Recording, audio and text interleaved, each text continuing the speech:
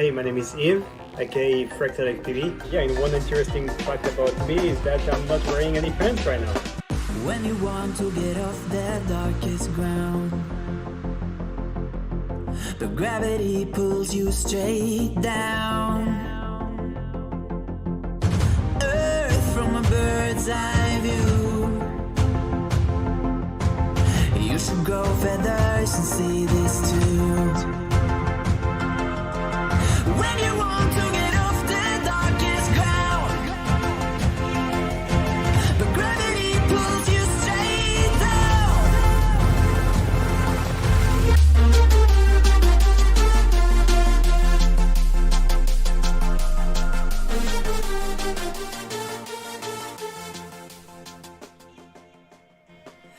Hey, good afternoon, evening, morning. Welcome back, everybody. Thank you so much for joining us again. We are joined tonight by our good friend Yves Fractal from Fractal Engineering. Him and OG are waiting right now in the Discord. Just wanted to pop in really quickly just to let you guys know if this is your first time tuning into one of these. This is not going to be like our normal nightly stream where we would do the TTS and a lot of chat interaction. That will come later on. We just want to pay our guest the most respect we can and give him our full attention. So we will be doing that as much as possible. If you would like to leave some questions for Yves, we can jot them down for you and just throw them in chat. And we'll make note of them, and then we can either try to work them into conversation or we'll just save them for the end. Either way. So enjoy the show. I'm going to hop over there and we'll see what's happening with these fellas.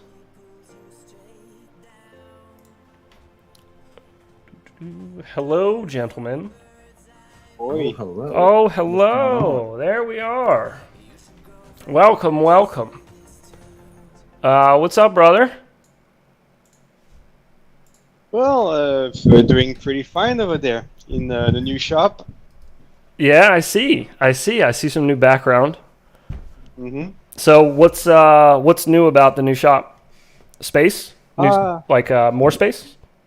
Yeah, so this is a typical Taiwanese house. It's like 5-6 floors. It's fairly narrow. It's like maybe two rooms narrow. I'm sorry, I don't to interrupt. Did you say the typical house is 5 or 6 floors?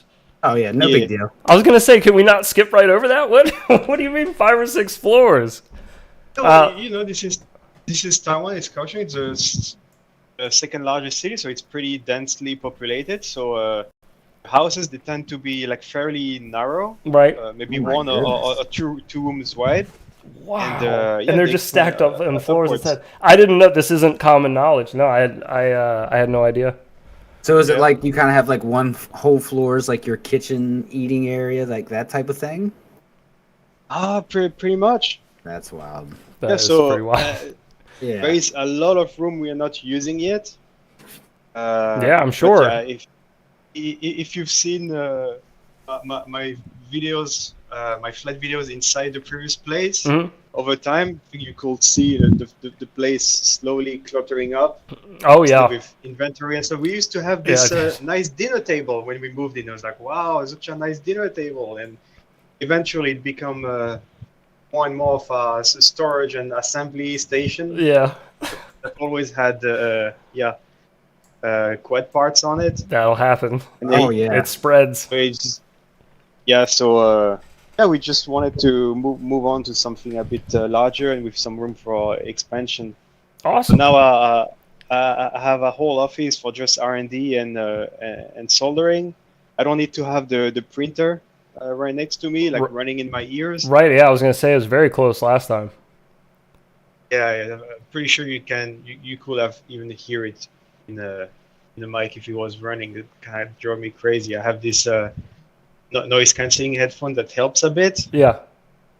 But yeah, this printer is like with big, massive NEMA 23 motors. And Yeah. it resonates. It's an aluminum frame. There's only so much you can do for that. Yeah. Yeah. So now it's sitting in the next room. Oh, good.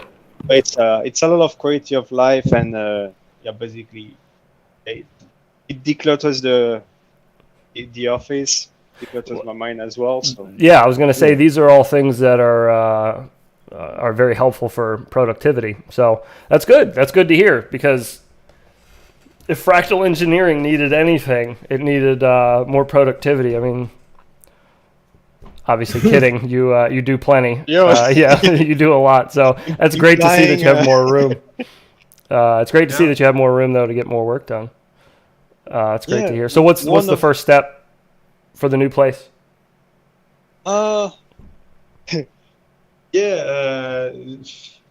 The first step has been to unpack the functional stuff. I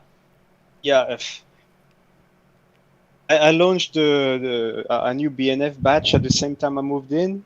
Oh, So it was Lord. like this Great timing. panic of setting up. I didn't expect them to go so fast, so I had to. Was that the emergency Wingman? set up the The Wingman, okay. some Wingman and the new batch of F65 75. And first of all, is this one of the main reasons as well is to get an injection molding machine. Yes. Ooh. Yes. What are you So- gonna do with that, there, sir? So that's a long. It's crazy because in automotive I used to design for this kind of machine. I used to design plastic parts, and it feels kind of weird to have my own. Yeah. What's to be planning on having my own now? So what's the it's, plan I'm with that? so I had some supply issues with the nylon frame, Mm-hmm. popular frames for the Fractal. Right. And if you look at the package of each frame, the ducts, they have these little crowns. Yes, right, right there, There you go. These little And the crowns, ducts- you mean? The little nips. right on.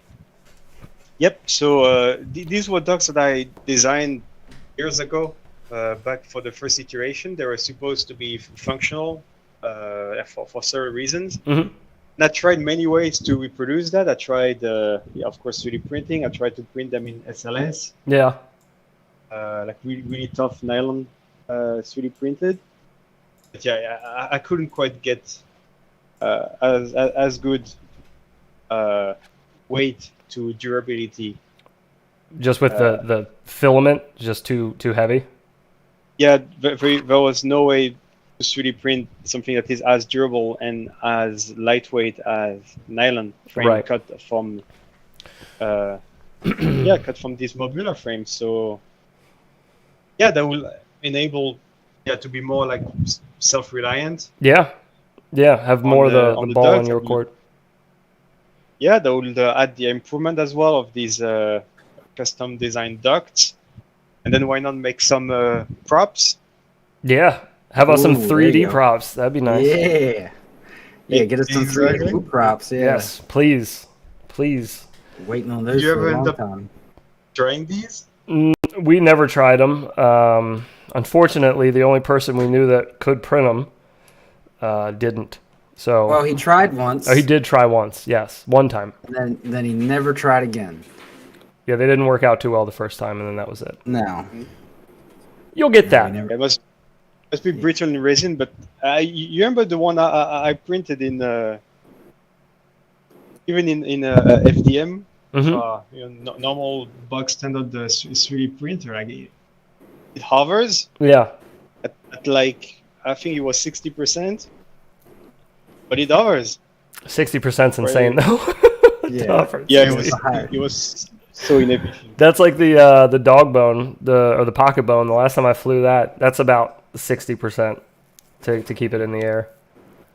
That's pretty rough still. Like the old brushed 75, my first whoop I ever had. Oh yeah. What was the first whoop you ever got, Yves? How long you been I in was, FPV? Well, you could tell by which the first one you got. Yeah. Yeah, exactly. What if I tell you a UR65? Actually, no, it was a QX65. I don't even know what that is, so it must be old. Actually, no, it was how is it called? It was a Ishin EOS 103.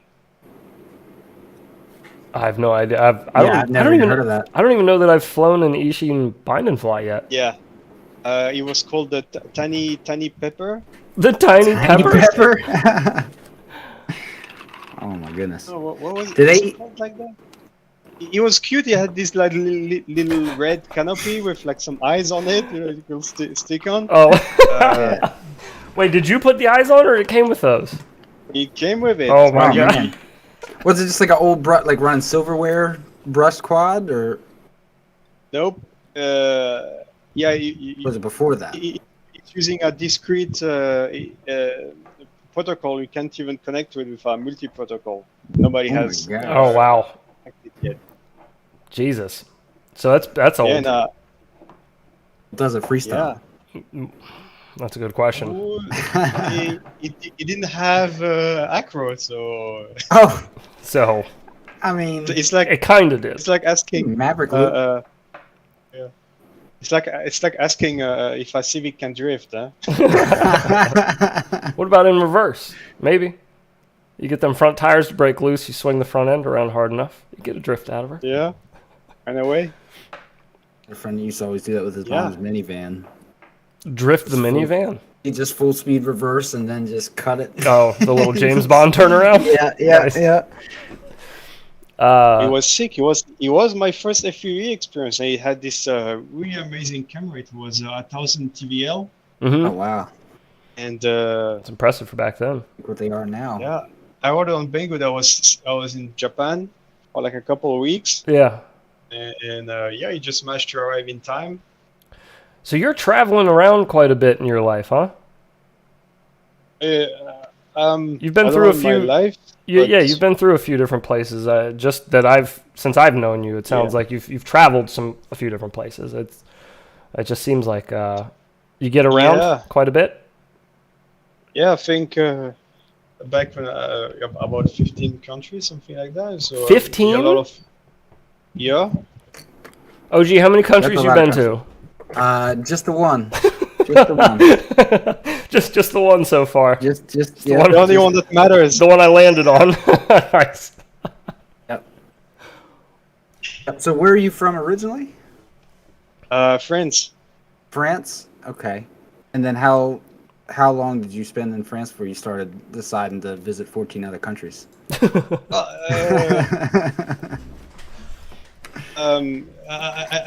I grew up really close to Germany, so half my family is German. That's why they've always been allies. Yes, this specific part of Germany is of France is actually very special for this. Yeah, yeah. There's a lot of German cultural heritage. Oh, yeah. Wow. Both in, Look in, at that. in many ways. Politically correct or not. Yeah, yeah. So after France, where was the first spot you went? Yeah, then for work I moved to Sweden for a couple of years. So I worked as an engineer there for Volvo for a couple of years. Okay. Oh. Right, I know. So now the pieces start coming together. Yeah. Because that's what I've always Yeah. been curious about, is because the first Fractal Engineering thing that I had was the charging board. I got one of the charging boards from Jeff right when he got like his first batch from you. Yeah. And it was like, I remember at the time there was nothing really of that quality that was out there.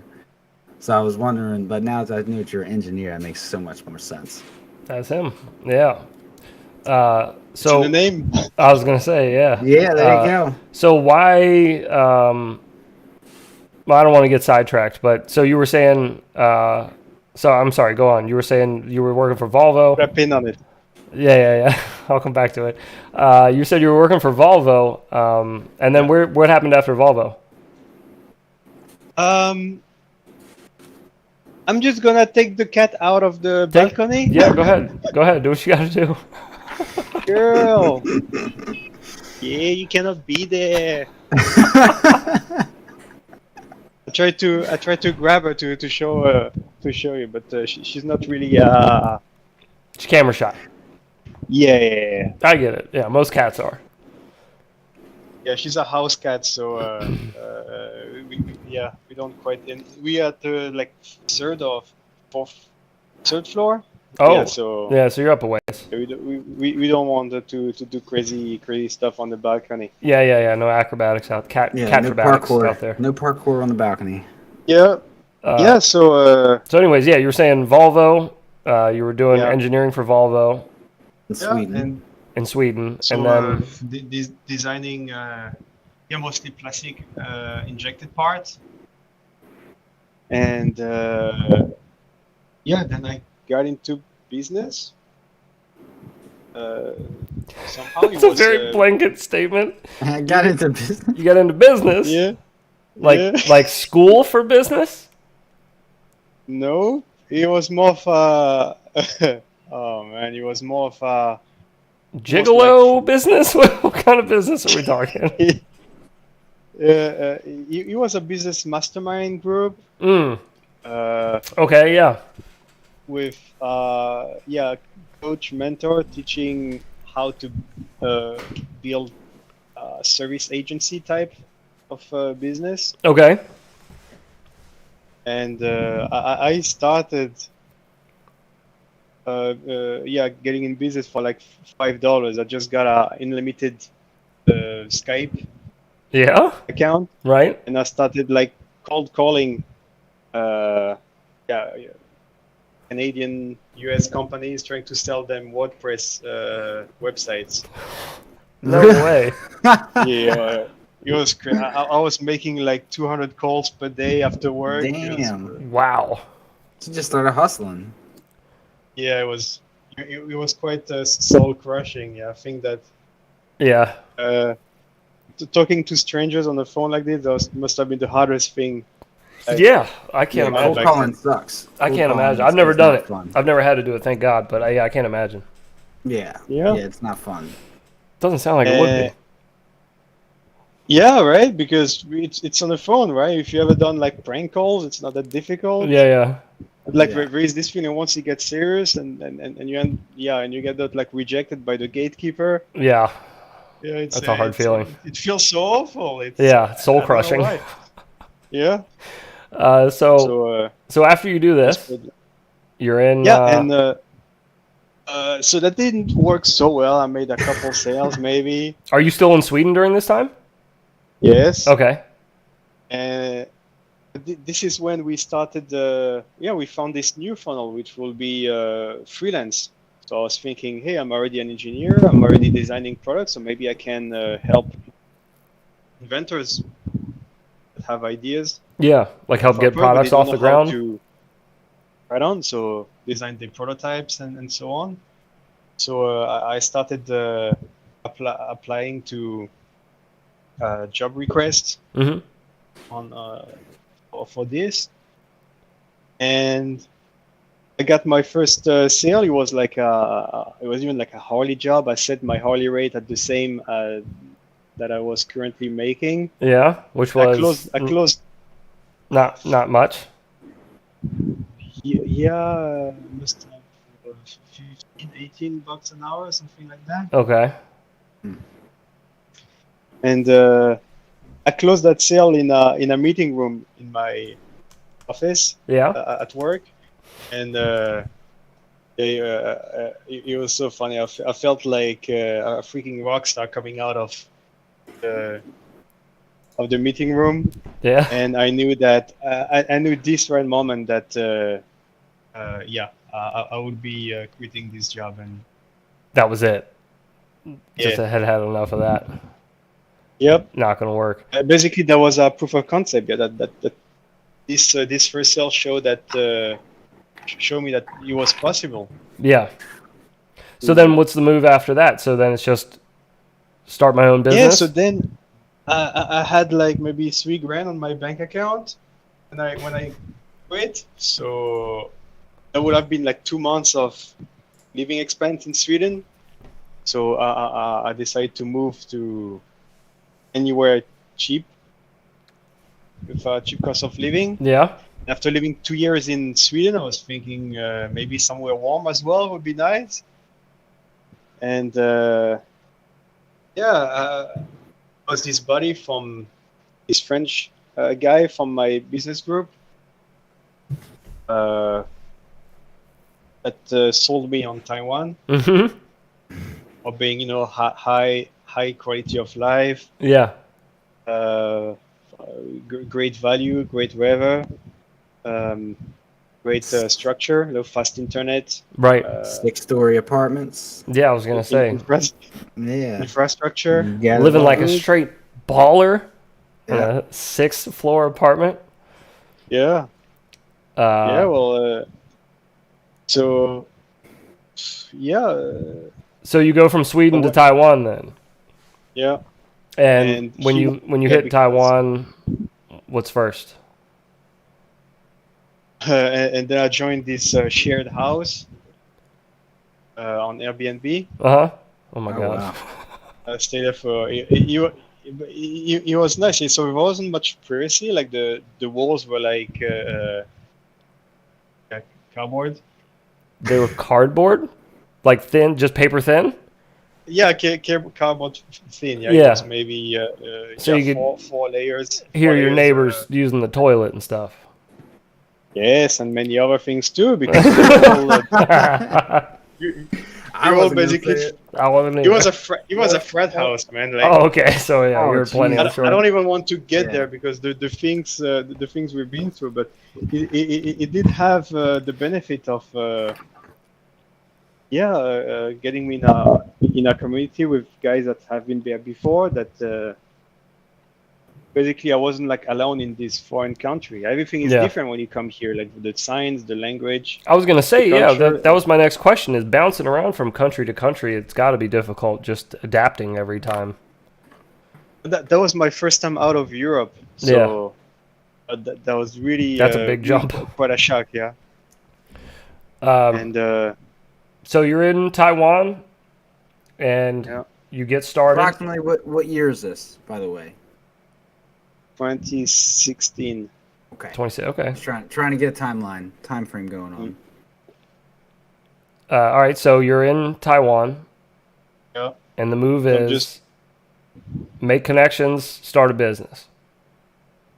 Try not Just- to listen to what's going on in the neighbors' rooms. That too. Yes. Yeah. Yeah. Basically, back then you mostly like just enjoy life. I was probably making $2,000, working like a month, working maybe like 4-6 hours a Oh month. wow. Damn. But what's cost of living Yes. there? Not bad. I was living for like $500 per year, per month. Oh, per month? Yeah, that's still. But Yeah, you make yeah. 2,000, That's a grocery bill, goddamn. right? Can't get groceries this to fill was- up my car for $500. Yeah, right. Yeah. So, how long until you started Fractal? How long were you in Taiwan until the FPV route came? Oh man, so after a year of Taiwan, I went back to Netherlands for a year, and then I bounced around. I went to the US, Spain. Where were you in the U.S.? Bosnia. Oh man, so I went in. My first country, city I landed on in US was Portland, Oregon. Oh boy! No. I love how you started off with a laugh. Yeah. I know, right? And it was And actually this for is- business. Yeah. This was was, after 2016, 2017. So this is when Portland started getting real fun. Yeah. It was a little A little aggressive, salty there. a little bit. Oh man, he was for business. He was a customer that flew me there, Yeah. a very specific job, and after the job was done, I flew to Miami. Were you a There you go. hitman for a short period of time? Why is all this? 100% sure. I was flown 100% to sure. Portland, Oregon for a job, and then once the job was complete, I left. I will not comment on that. He's hiding his barcode tattoo on the back of his neck. So you bounce around quite a bit. It sounds like. Was that in the span of like a couple years there, where you were bouncing around all these places? Yeah. Jeez. Yeah, because I had a bunch of this group, this business group. It had members all over. Business group. Yeah, it had members all over, and basically Members all over, right? with the business being online, there was no tie to. A lot of any crypto specific involved, was location. there? A lot of crypto payments In my business was crime. for my hits. Oh man, that's Okay. that's a whole other branch, the crypto thing. So- we can keep that aside. So how long, or I'm sorry, how old were you around like 2016, 2017 when you're just kind of like doing all this bouncing around? 26. I'm from 1990, so it's an easy answer to Oh, okay. Oh, yeah. Okay. Okay, yeah. Easy math. the math checks out. Yeah. Right. Yeah. Yes. The math's Uh, just fine. Okay. So you're 26 then, and you're doing. That's a fun time to be roaming around doing all that traveling, though. Yeah. I'm sure you got some stories there. That's an exciting Well, I time. would Just think so. I got some What was your- stories just from being 26, not from traveling around all that too. So we'll save That those. was, You can tell us those off stream. That's fine. Yes. Yeah. Yeah, and it's only very much later that I started Fractal Engineering as a company. What year was it established? Oh, man, so basically after all that traveling, yeah, I settled Anna for a year in Netherlands. Still just bouncing around for like a week or two here and there.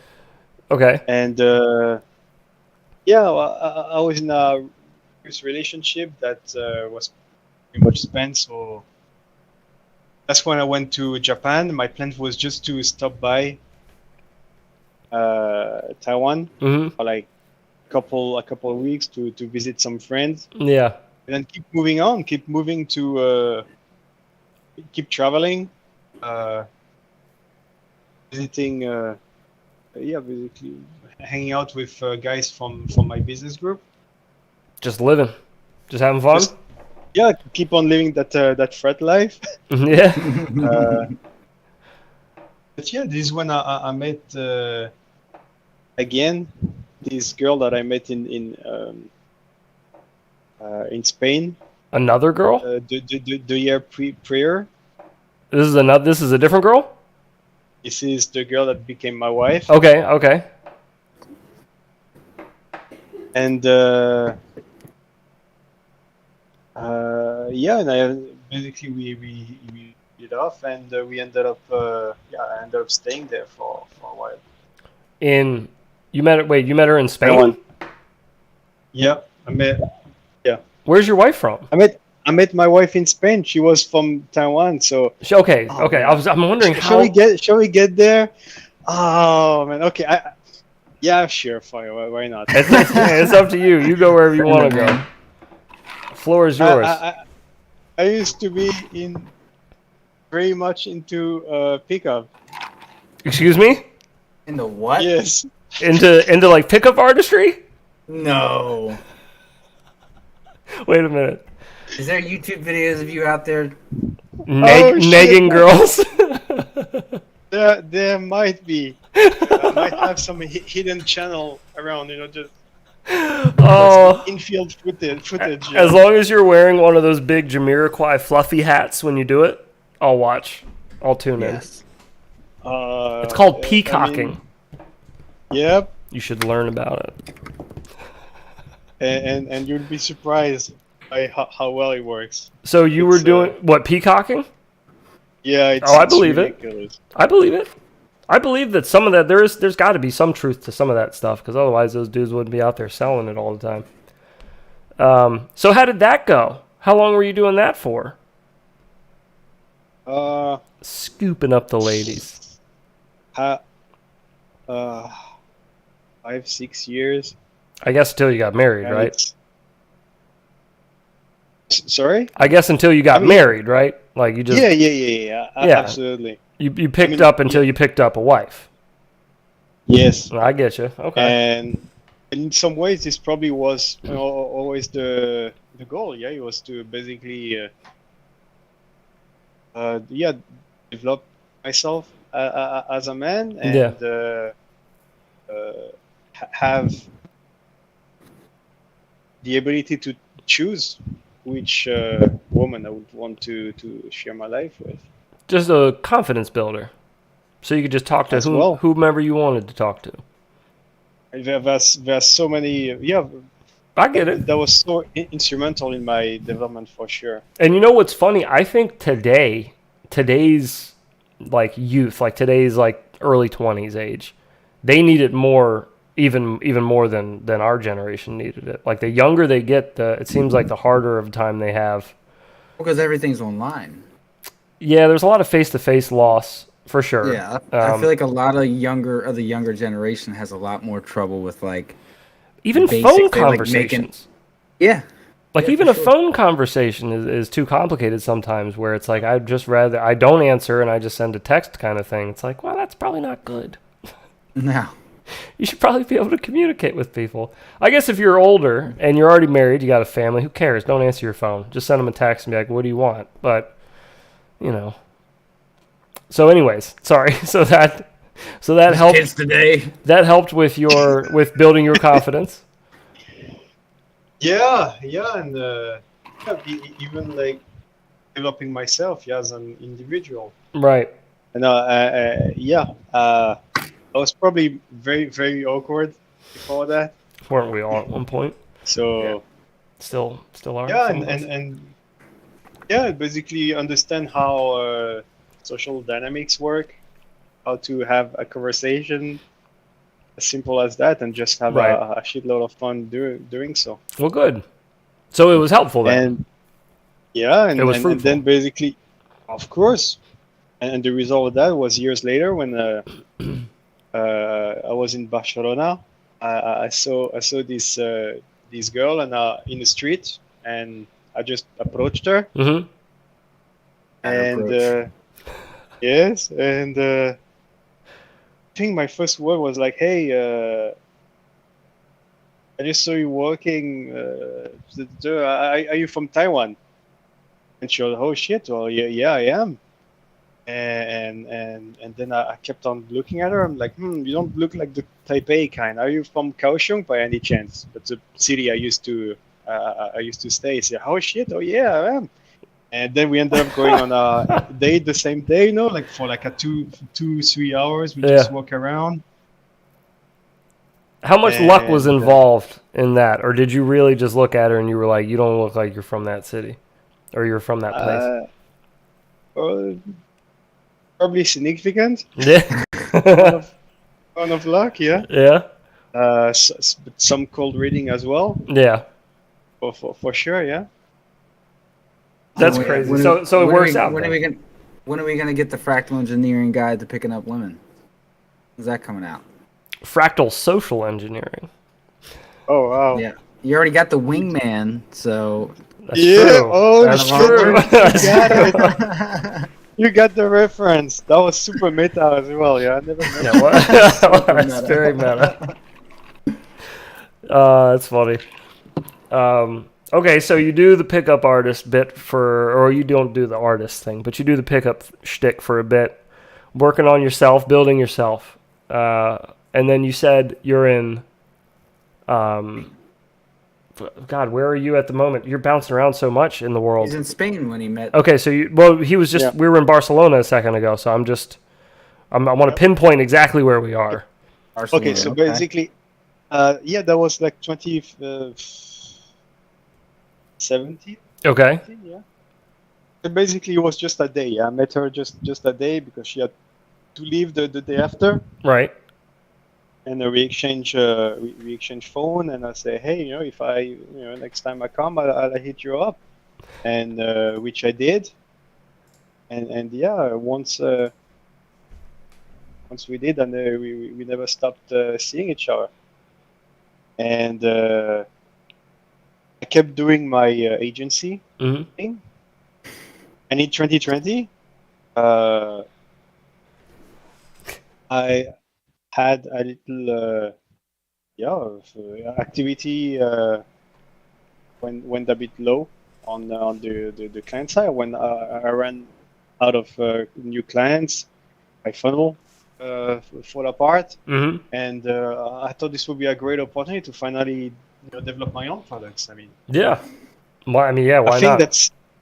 I believe that this was always the goal as well. I was doing the agency to build up some capital, invest into my own product. So I started looking into all my hobby, into all these ideas. I have this crazy list of products Yeah. that just ideas like missing, just missing products that could be useful to me or to and to the market. Right. I was just thinking, I've been flying FPV for a couple years now. I had some ideas for FPV. I Yeah. didn't want to make a frame. I already had been working on the F65, I believe, but Back in 2018. yeah, I'm pretty sure I have. Oh wow. Okay. All right. Yeah, So I think it even was all the way back end of then. Okay. 2018. Yeah, yeah. So that was the first FPV product that you really started working on was the 65, the F65. Yeah, but the thing is, back then we had the electronics and even the powertrain for brushless drones were in their infancy. Yeah. Brushless whoops. So we had like 06, 03 Yes. colors. That's just sound awful. It was like the Crazy Bee F3 all in It one was that the red had one, right? The red board. yeah, Yeah, I know people the love those. Mighty and the camera was like it was this camera and VTX combo with 25 milliwatt VTX, and basically the whole thing was so heavy and so much heavier and underpowered than Yeah. what we have now. Is that the VTX that like just bolted onto the back of the camera? Yeah, Like the all-in ones. That's wild. So that's 2018, and you're designing the Whoop. But the Whoop, the F65, that wasn't your first product that you let out, was it? yeah. That was the first one. It wasn't. That was the first one I developed. Oh, okay. So it wasn't the first one you actually released. Actually, I have one here. This is a V1 Oh my God! Look at that. Wow. F65. Yeah. I will say though, I love that battery holder in the front to stop it Yes. from going forward. Oh, that's neat. Yeah. Yeah, we need that now. Yeah. Yeah, I love that. That's Yeah, so This cool. was. This is heavy. I can. Really I feel bet. it. This It was yeah, it like looks 20 thick. Yeah, it looks heavy. Yeah. Well, like 23 grams or something. Wow. But, the carbon fiber is it's pretty much. It looks pretty good. It looks pretty good. Yeah. The I noticed the slotting is different in the back. It looks like it's screwed in 3D printed piece. Yep. Okay. It's So just that's a- changed over to that slot. Man, that's so crazy how far that design has come. Yeah. Yeah. Wow. This one is chunky. Even no, those are steel. Is that 1.5 or is that 2 millimeter carbon? One and a half. 1.5. 65 has always been 1.5. Yeah. Well, I see you've Yep. flown that sometime in the last couple of years because it's got BT2 connector on it. Yeah, so- that's right. Yeah. We've upgraded a bit. Yeah. It's gotten a bit of the future added onto it there. True. So that's a prototype. Okay, so what was the first product then that went up onto the site Yes. for sale? The board. The Whoop Juice transfer station. Yeah. Okay. Yeah. Okay. Yeah. So, oh man. So how do we Yeah, get there? How do we get to the Whoop Juice transfer station? Yeah. So, I really wanted a way to charge my batteries more safely, to discharge it, to check the internal resistance, Mm-hmm. and yeah, it's my first charger was like this IMAX B6, the blue one. Yeah, it's a very limited capability, and then I got this Toolkit RC M6 that could measure internal resistance. And all of a sudden, I wanted to measure internal resistance of all my batteries, and so I was Created a thinking, monster. damn, it would be really nice to measure my my whoop batteries, and this is how I got into the idea of making a balance board. I'm thinking I have this charger that can do 6S with Balancely that can measure and charge individually each of the 6 cells. Why not try to do something? Basically, make a board that turns 6 1S lipos into 1 6S. I mean, it's a brilliant idea, and it's such a like a simple take a step back and think about it idea, and you're like, oh, it makes perfect sense, but it's something I would never in a million years think to do. I mean, I'm pretty sure it's been done before. Mm-hmm. I can't be like the only one that has done it Wow. this way. I know that there were some looms, like wire looms, that existed back then. Yeah. I think even the sandal, the flank sandal existed back then, but it was like 4S, and you need to have all 4 Right. There was no adjustment there. slots connected. Yeah. There was no jumper pin. So yes. So I did a first prototype with a dip switch. We select the cells. Oh, rather than The- the little the- jumper piece. Yeah, the tiny. The little red piece, right? They're on the screen. Yeah. They're on the screen. They can see them down in the corner there, right there. Just popped up the Whoop Juice transfer station. Those little red jumpers. There on the screen are what we were talking about. Oh yeah, no, before that even. Oh, I'm sorry. Yeah, I mean, I don't want to like walk to the next room just to finish the Yeah, board. yeah, that's okay. But this is the. I would have done it on another podcast, but this is. We're not minded. Okay, yeah, no problem. Anyway. So Moving Yeah, right I along. used a tiny dip switch, and basically, it was like you have 6 switches yeah, to change the batteries. to adjust And, for okay. I thought this was a great idea, and I ordered I designed the prototype. I ordered it, and I tested it, and the thing freaking fried. Yeah, every time I used it, and then by looking into it, I read that this dip switch it could only handle like 0.2 amps, Mm-hmm. or like 220 milliamps of current. Yeah, it's not a whole lot. So yeah, basically that was frying them immediately. Yeah, and yeah, this is how I got into the jumper. So it's not perfect. I mean, you need to not lose it. yeah, At least it's cost effective and it can withstand the current. yeah, and it works great.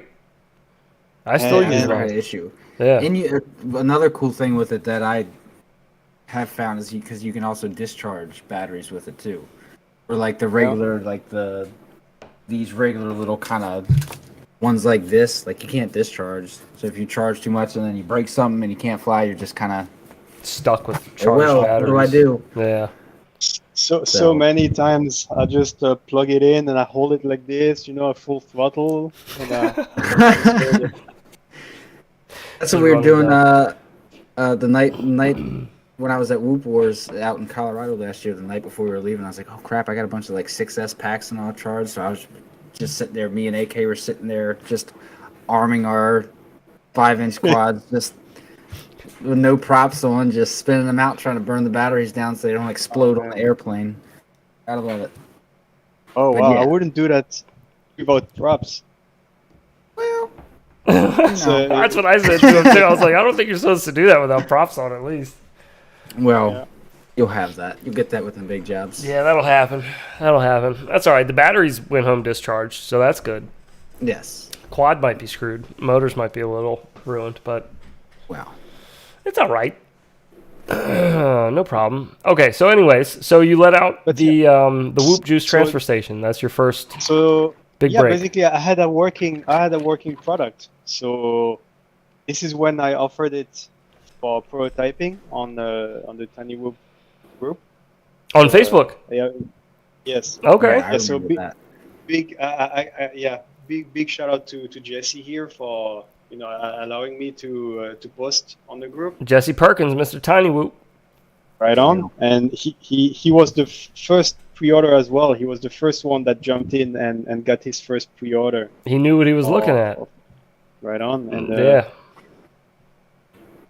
so I was really blessed to have his support because his group basically allowed me to kick it off. Yeah, that's fantastic. That's great. I mean, I can't imagine how many other products in the micro space have jumped off just from being posted in that Facebook group.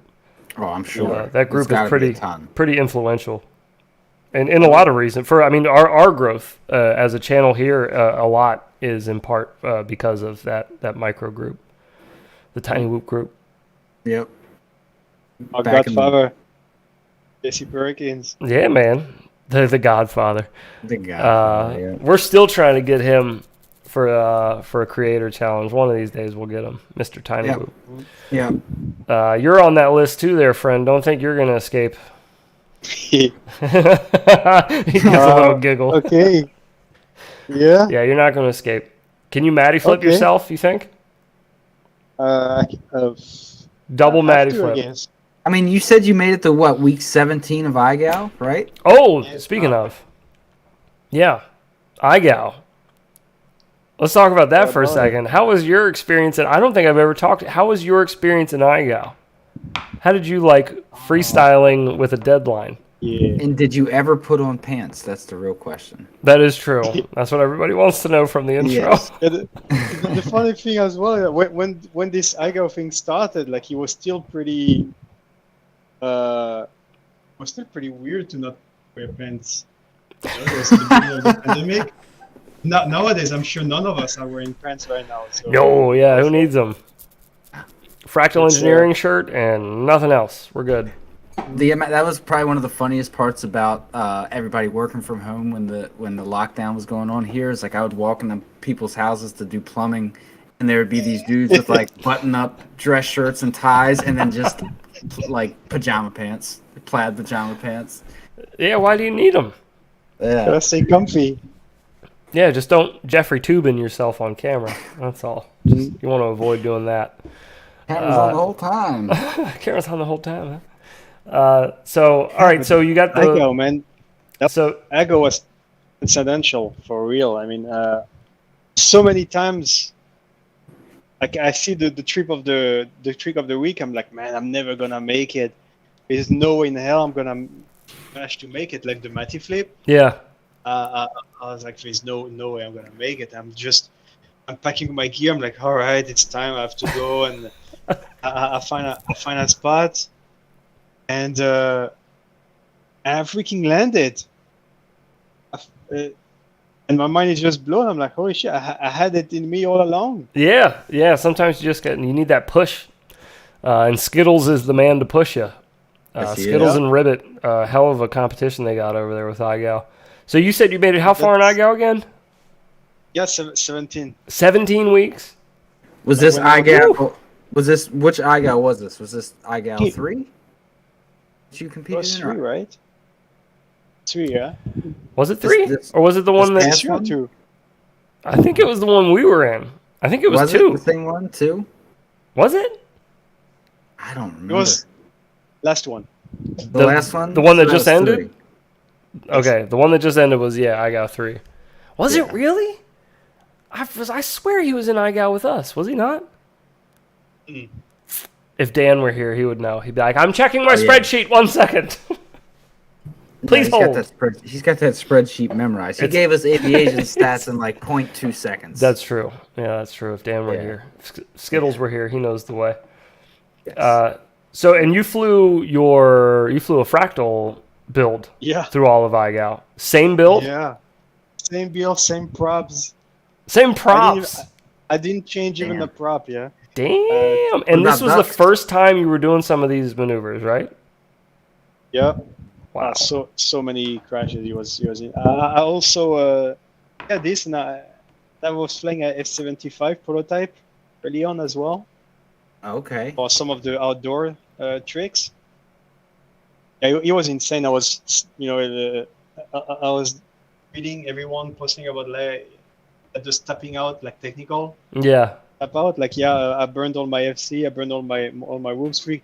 I remember Jeff, like, yeah, I just ran through like 3 or 4 whoops. Oh yeah, Zotax graveyard from iGal was Oh, yeah. insane. That was nuts.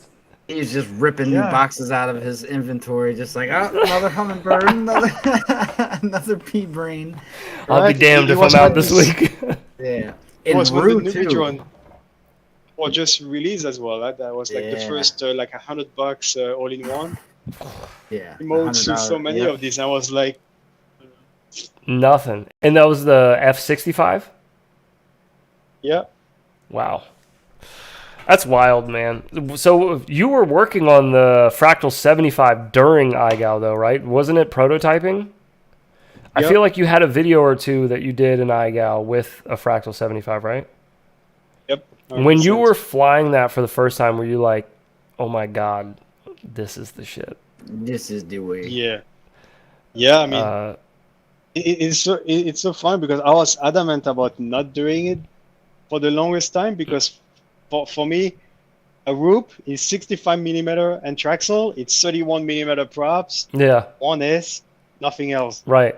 And, Right, and Mr. Gatekeeper Engineering over here.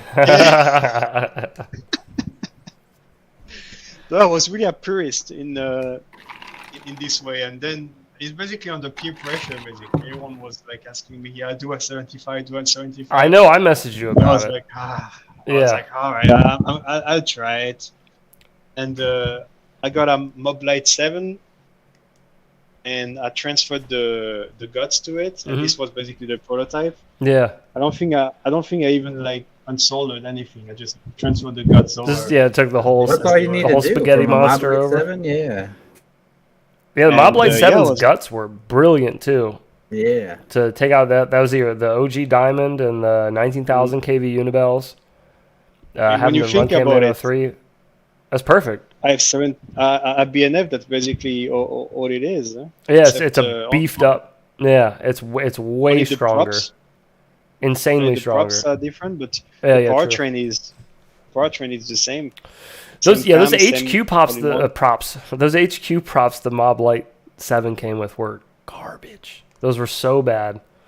When you told me about the gem fans and I actually tried them, the 40 millimeters, I was like, oh my God, these are so much The better. bi-blades, the 40 Yeah, bi-blades, yeah.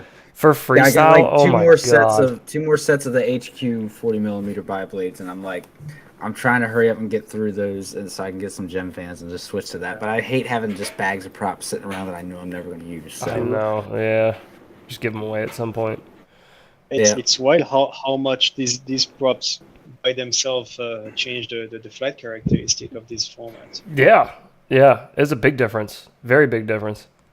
In catching power especially. Okay, so the Fractal 75 gets a little bit of pressure from people to put that out. So next in the product line then would be the Wingman, right? After that? Yeah, So what was the, that was the what BNF. was the between that. inspiration to make it folding arms?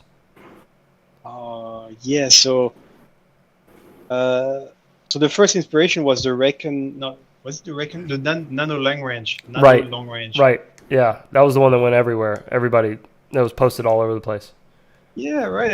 And that was like such a sick concept. I really like the idea of just like popping a lion in there and being Yeah. able to fly A for little like flying 18650, yeah. over 10 minutes and so.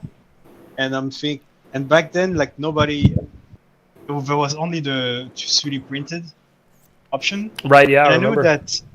I knew that it wouldn't be long until all these Chinese manufacturers come up with like carbon Sure. wire, because it's not that And it hard wasn't to- long. It wasn't long at all. Yeah, I mean, if you look at the Recon 3, it's basically they took the same overall design from the printed one and just added these carbon fiber arms. It's pretty neat the way they choose to make both arms in one Yeah. to improve rigidity. Yeah. But I knew that if I was gonna develop something, it had to, one up just being carbon fiber. So Well, I'll be the first one to tell you, you did. You one-upped them. And it's so well. I remember when Heads first got his Wingman frame in, he sent me and Multi a message, and he's like, "Listen to the click. Listen to the click when the arms snap into place." He's like, "It's so satisfying." It is the And most it's satisfying. just one of those things that when you hear it, it's just like, "Oh yeah, that's well built. Yeah. That's nice." it took a few tries. It took a few prototypes to get the locking mechanism just right. It was a compromise as well, yeah, because ideally I would have wanted a positive lock, but it locks in place, Right. and Like firmly locked, way- where you have to unlock it Yeah. to close it. right on. And but then you're putting stress on the lock. So if you crash, you're putting stress on the lock. And basically, I tried this. I tried initially. I had these TPU washers that were supposed to only pick up the slack, because in order to have a nice hinge, it needs to be with a rigid assembly, like a rigid stack. I would have needed precise tolerances on so many parts, right? I would have needed the spacers, the nylon spacer to Right. be consistent, Mm-hmm. carbon fiber to be consistent. Otherwise, it's going to be either too loose or too tight. There's not a lot of wiggle room there, yeah. Yeah, so that's when I came up with the TPU shim to take on some of that tolerance. Which, how long of, because I feel like we were talking in DMs when you were coming up with that process or when you were coming up with that solution of the TPU shims. That was like a pretty quick remedy you came up with, no? To swap to the TPU shims? I mean, everything goes so quick here. Sometimes I'm printing a revision and I just think about an improvement, and I'm just designing the next one while the Too piece good. is still printing. Yeah. Just can't keep So- up with your brain.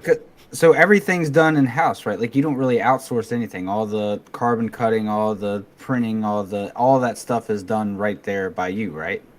Okay, so the carbon fiber is also I'm not cutting it here. Okay. It's really messy, and I cannot. Yeah, I would rather outsource it. So I have a supplier that does it, and he's cutting it off Toray, Japanese carbon fiber. It's really top. I mean, you've seen the cuts. Yeah, it's Oh, it's beautiful. especially great. especially on the fractal frames, the F65, the little slot Mm-hmm. at the front. I think they're like 0.8 millimeters. 1 millimeter thick or something. It was super hard to find a manufacturer that can Cut that small. make these slots cleanly, Yeah. No, they did a great job.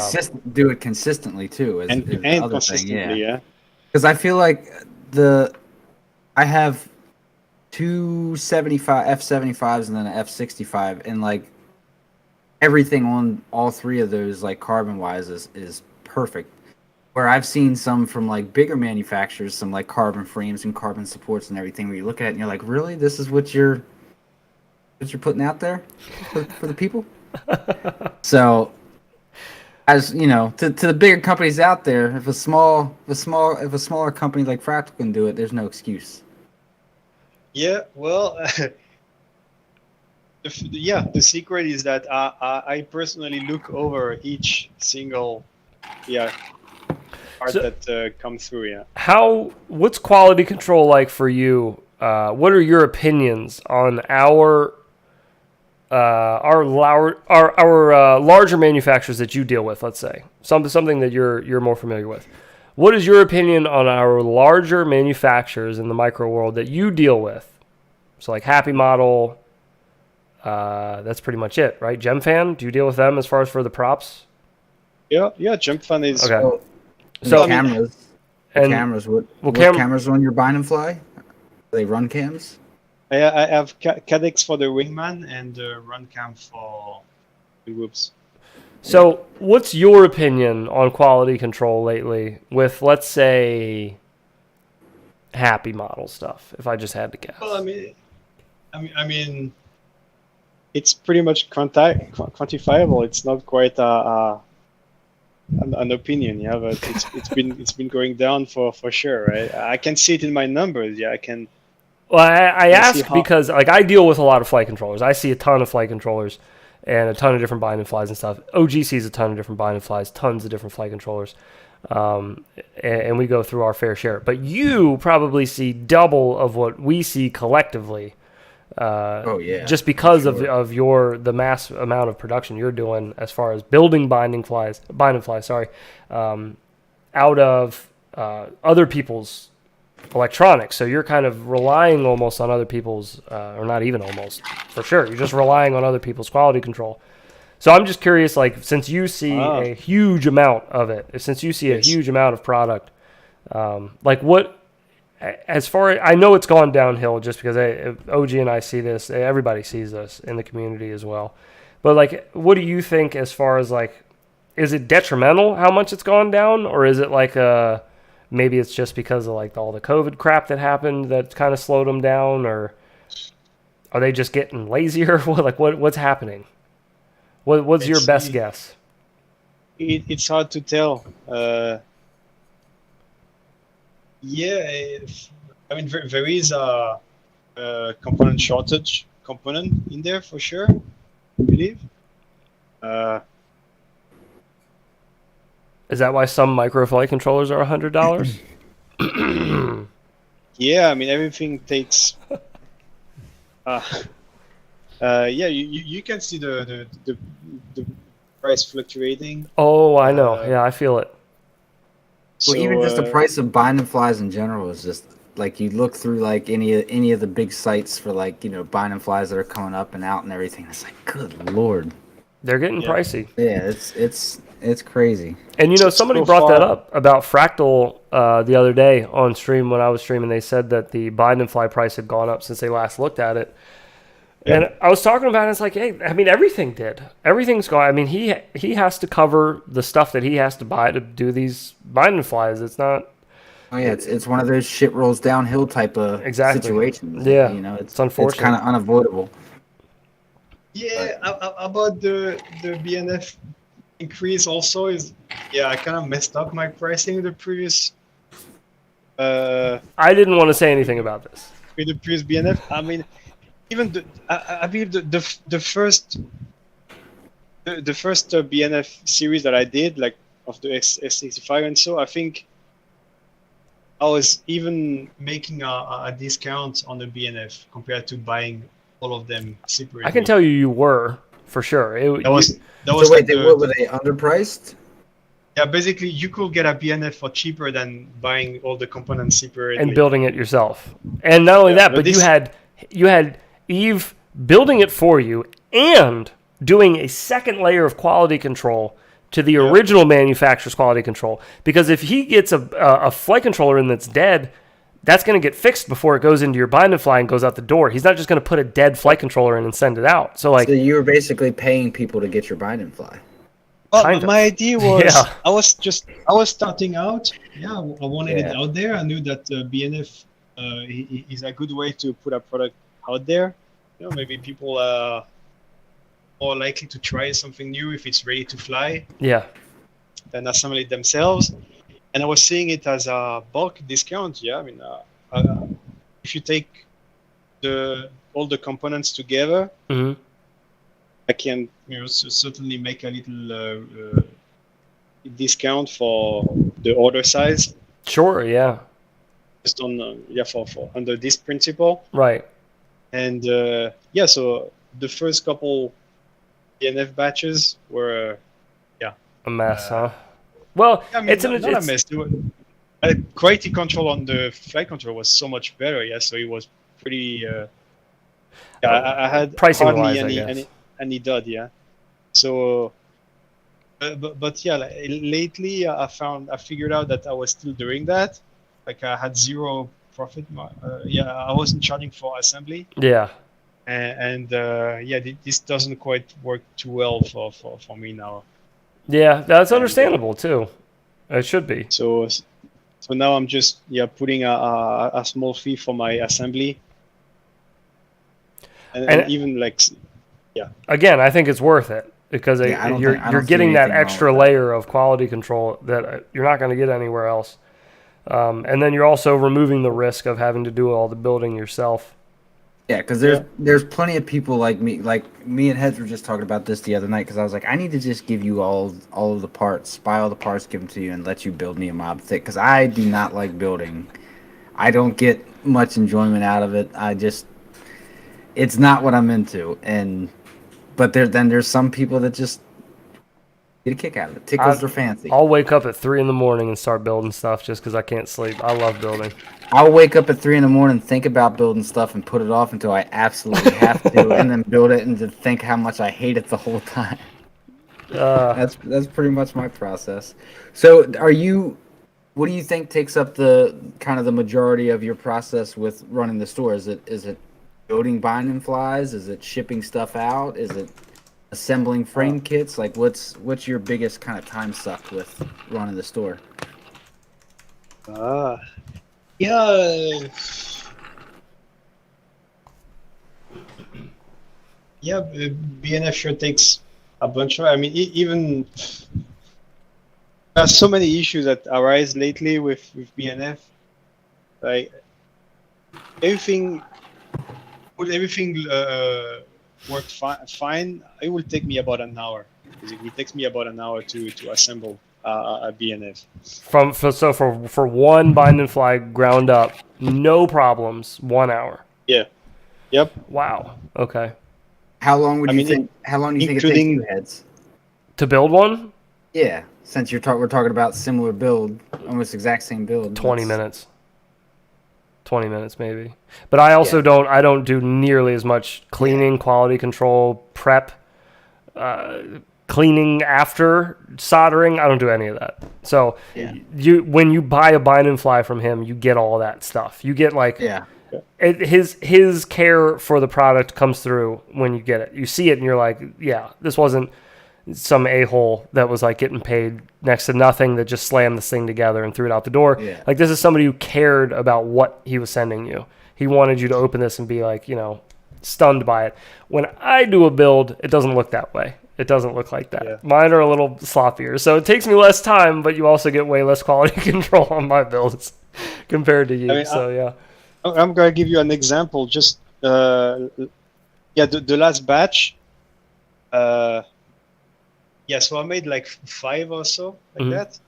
And, I had one of them, once it was fully assembled, complete, I do the test, the test flight. Yeah. And one motor suddenly doesn't work anymore. Oh, God. It's assembly, it's ready to go.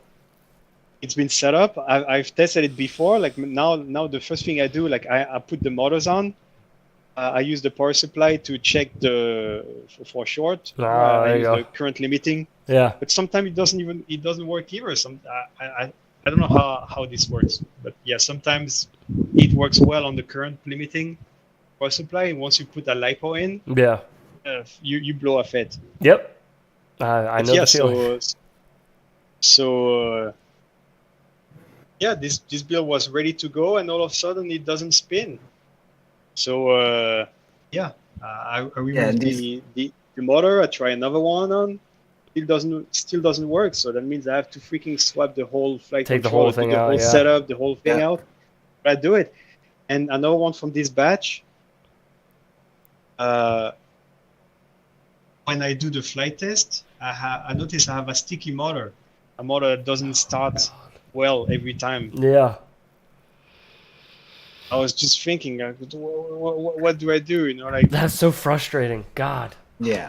I mean, building micros in general is frustrating, but these are all on the diamond board, so it's not even like it's as simple as just like unplugging it, plugging a new motor in, and all. You're pulling it off. You're firing that soldering iron back, right? Yeah. Every time you're soldering that firing that soldering iron right back. There you go. I need to pee like crazy. You guys want to take a quick little break, and then we'll come right back? Yeah, we can do that. Yves, are you okay? Are you good? I'm good. I'm gonna get myself something to drink. The Okay. opposite. All right. Yeah. Everybody, let's just take a quick fiver, and then we'll come right back. Yep. More with Mr. Yves Fractal when we return. Yep. Birds and people are living together in seemingly perfect harmony until one day a young man catches fire. This is Phoenix.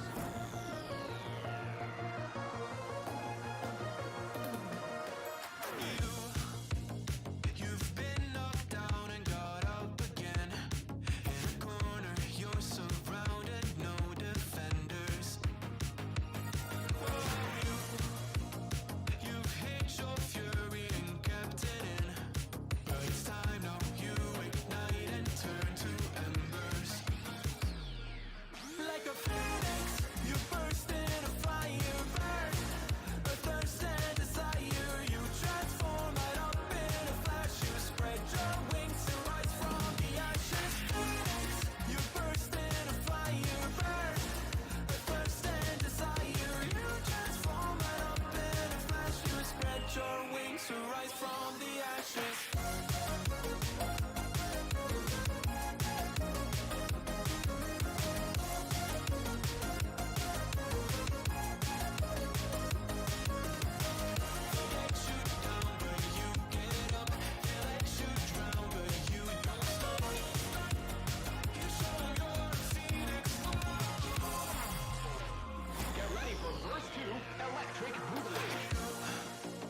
You see the truth behind the veil, and you know that they're just looking for attention. Oh, you don't let the ruthlessness prevail. Oh, it's time now, light your fires for ascension. Like a phoenix, you burst in a fire burn. A thirst and desire, you transform right up in a flash. You spread your wings to rise from the ashes. Phoenix, you burst in a fire burn. A thirst and desire, you transform right up in a flash. You spread your wings to rise from the ashes.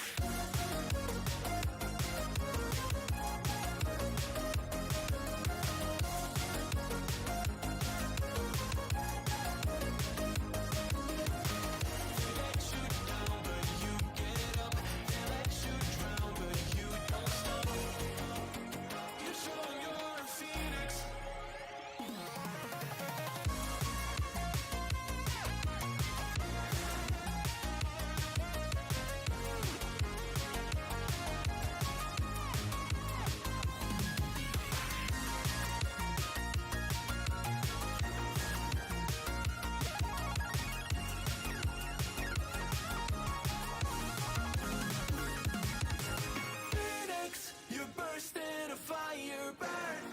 A thirst and desire, you transform right up in a flash. You spread your wings to rise from the ashes. Phoenix, you burst in a fire burn.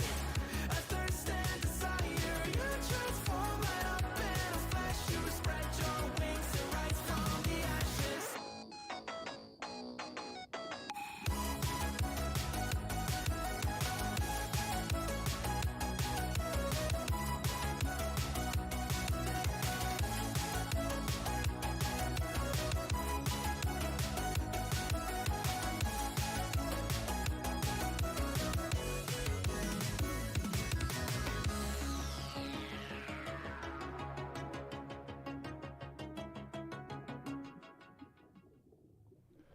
Alrighty then.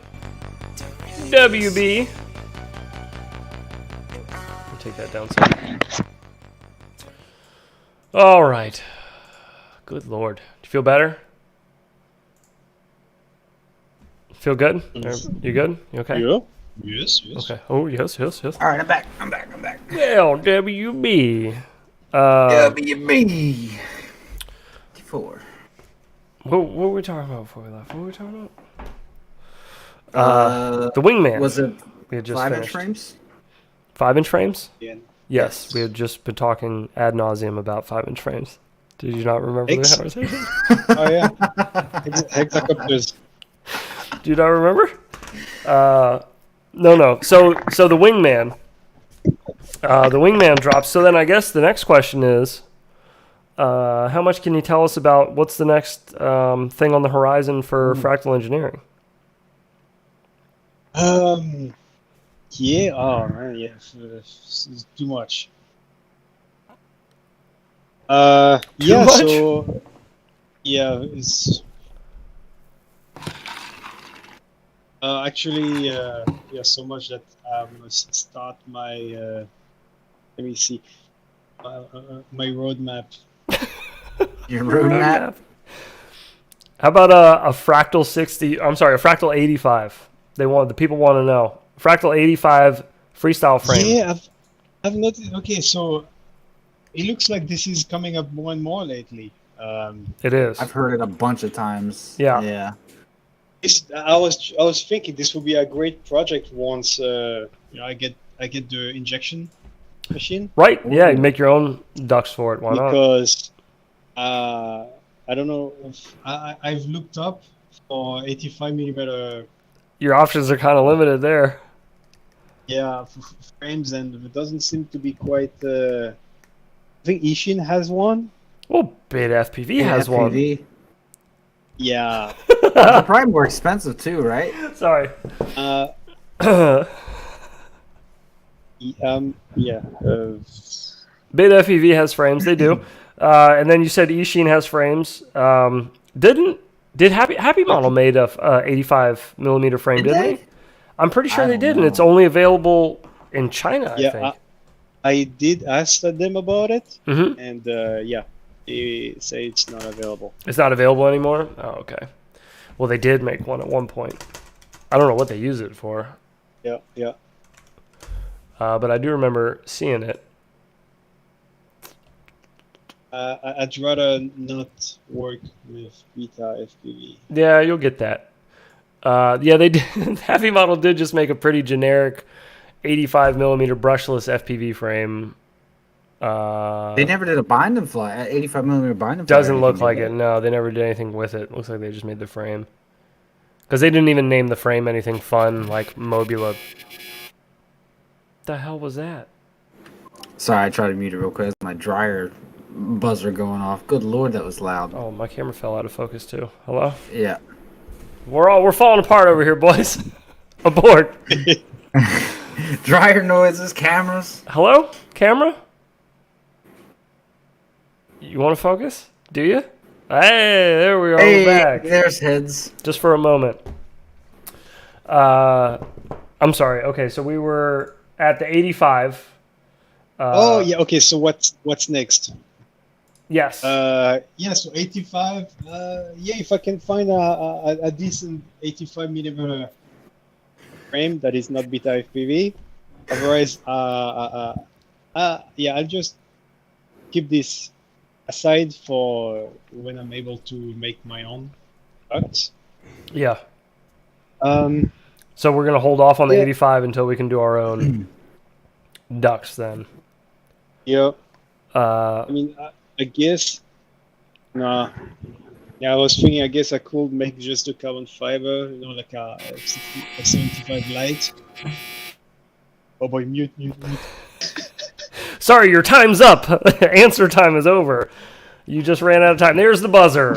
Thanks for playing. All right. But yeah, I have. Yeah, if you want frames, I do have some frames. And now I'm tested. Yeah, there is still this dude that like to finish working on. Oh, please let me freestyle it. God, yes. Please. So I couldn't quite get a tune out of that. The bagel. back then. Do you know who you need to send it to? Send it with a newer flight controller to Brandon Baked Beans Tuning Service. Yes. He's the one who got the Pocket Bone to fly. Ooh. If you can give me a prototype, tell me how you want me to build it out. I'll build it and send it to him. I'll send him one to tune. Let's make it happen, though. Let's make that bagel fly, baby. I'm just thinking being able to like drop down in between with a pole in between you. Yeah. Whole new level of trippy spins. Drop down and get your eagle on. I guess you could here, but maybe hardly when it's here. What is That's happening? the last one. That was What the last normal dryer buzzes this much? one. This dryer's old, man. This dryer's got some years on it. Sounds like the dryer's for old people. We're gonna Yeah, it was remind my you gra- three it was my times, grandparents. three It was times my in 5 grandparents' minutes. Dryer. It's okay. So the bagel is gonna need some tuning, Yeah. but we'll get that so tuned we- up. Yeah, so there is this dude. There is I have a 3-inch race frame.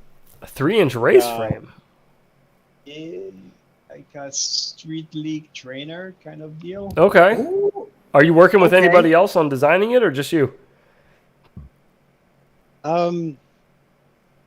Just me. It's there's hardly anything done at this point, but it's based off the Kari. It's based off the what? The ooh. Oh, that's a This is thick the- girl. Yes, yeah, that's a 7-inch street league trainer. You. Street League equivalent to Prig, yeah. So this is the same general Jesus. size as the DRL. Yeah. Yeah, I they're big believe boys. the arms, the arms are compatible with the Prig. It's the DRL trainer, Okay. and they designed this hard carbon fiber Jeez. canopy that can Oh, cool. tilt over for quick access to components. Yeah, I like that. Yeah. Oh, that's really neat. Yeah. So you're doing like a kind of a 3-inch trainer version of that, sort of like how I guess like the tiny trainer is for the DRL Racer 4. Yeah, yeah, exactly. So I'd like to make to the Kari what the tiny trainer is to the DRL. Yeah. Heck yeah, man. That would be cute. Cute.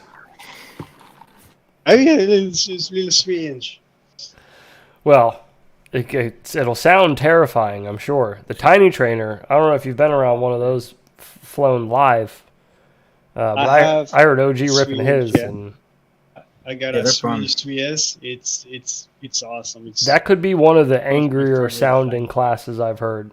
Like 5-inch sounds angry, but it's kind of like a deep the rip sound, like the sound of the motor, it's kind of the props, it's kind of like a deeper sound. Those 3-inch props, there's something about like the pitch that those scream at. Scream. Yeah, a little higher pitch, yeah. God, do they sound angry. Yeah. I always think 3-inch quads sound way more aggressive than 5-inch, but and I know they're not. It's just the sound alone is just like, what is that? So a 3-inch racer. Well, I'm excited about that. Yeah, I was gonna I'm say real you're gonna excited need about to you're gonna need to hit him up to test it. Yeah. I am a whole load of dog butt at racing, so Yeah, I I know that wouldn't this be is myself. something Bella and Birds will be pretty oh yeah, yeah, for excited sure. about. I believe that they are doing a bit of 3-inch as well on their own. Are they? I gotta follow Bird's stuff more. I've been following Bella a lot, but Bird's, I guess he got married and he had a bunch of personal life stuff he's been busy with, Yeah. so I just haven't seen a whole happens. lot from him. But yeah, Definitely happens. Yeah, I've been wanting to get. We were just talking about, me and Heads were talking about it the other day, and I was like, I have no 3-inch quads built. Not even thinking about. I do have a tiny trainer built, but I've been wanting to get into some 3-inch racing. There's a couple of clubs around America that do some really cool 3-inch racing stuff. So, I'm super interested in checking that out once you get that going. well there you go. Yeah. You got 2 built-in testers for whatever you want to throw up in the air. Yep. And you let us know, we'll rip it. Yep. A little racing Yep. freestyle going. All right, so as far as So that's as for the frames. the company is concerned, it sounds like you still got plenty of ideas coming. Oh man. Uh, Ideas is not the problem. It's more like having the time, the resources to develop. I and- bet. Because it's one thing to make a project for yourself, to make like one-off Right. Yeah. project for yourself, but Mhm. turning it into a product and getting it into the hands of people, that's a whole other ball game. Yeah. And then again, If like you- I was saying, relying on you have to rely a lot on other companies to be doing their job too, Sure. to keep your company running well, which sucks.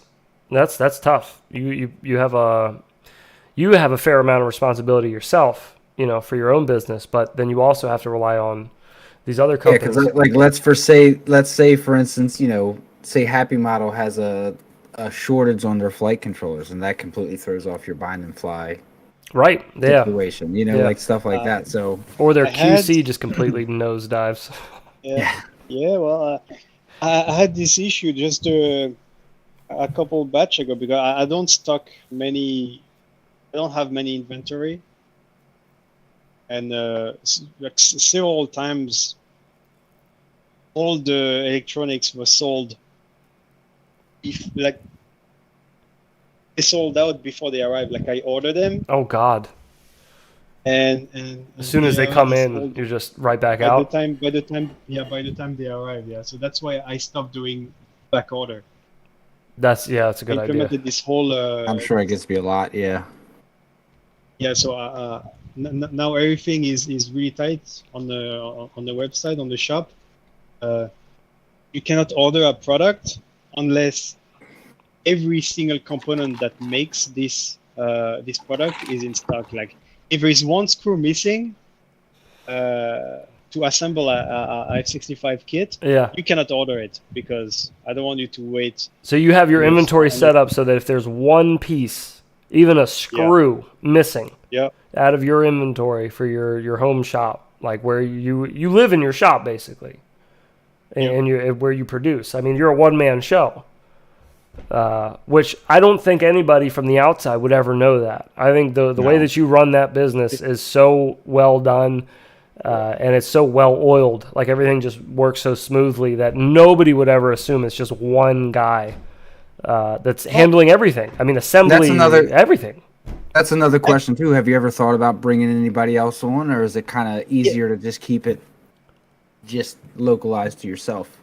I wanted to bounce on that. I have to give a lot of credit to my beautiful wife that helps a lot.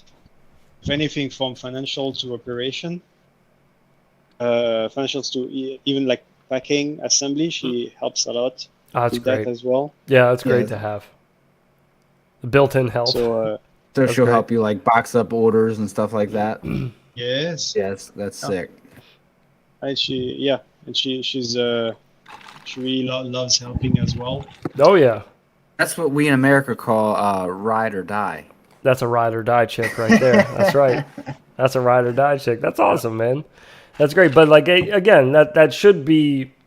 It should be known that such quality products are coming out of a one-man show, because it's silly when you look at companies that are. I mean, these are manufacturers. These are like big companies that are putting out garbage product. I mean, stuff that I'm getting in binding flies that just hit the ceiling as soon as I don't even hit any throttle. Just arm them and they fly to the ceiling. And these are Yeah, I remember $100 this one. $180 binding flies. I've literally never heard anybody complain about that before. Not once. Never. Never I've never even once. heard anybody complain about the company, really. No, If never I think real hard about it. But yeah, I've had things that were, that's not a small investment.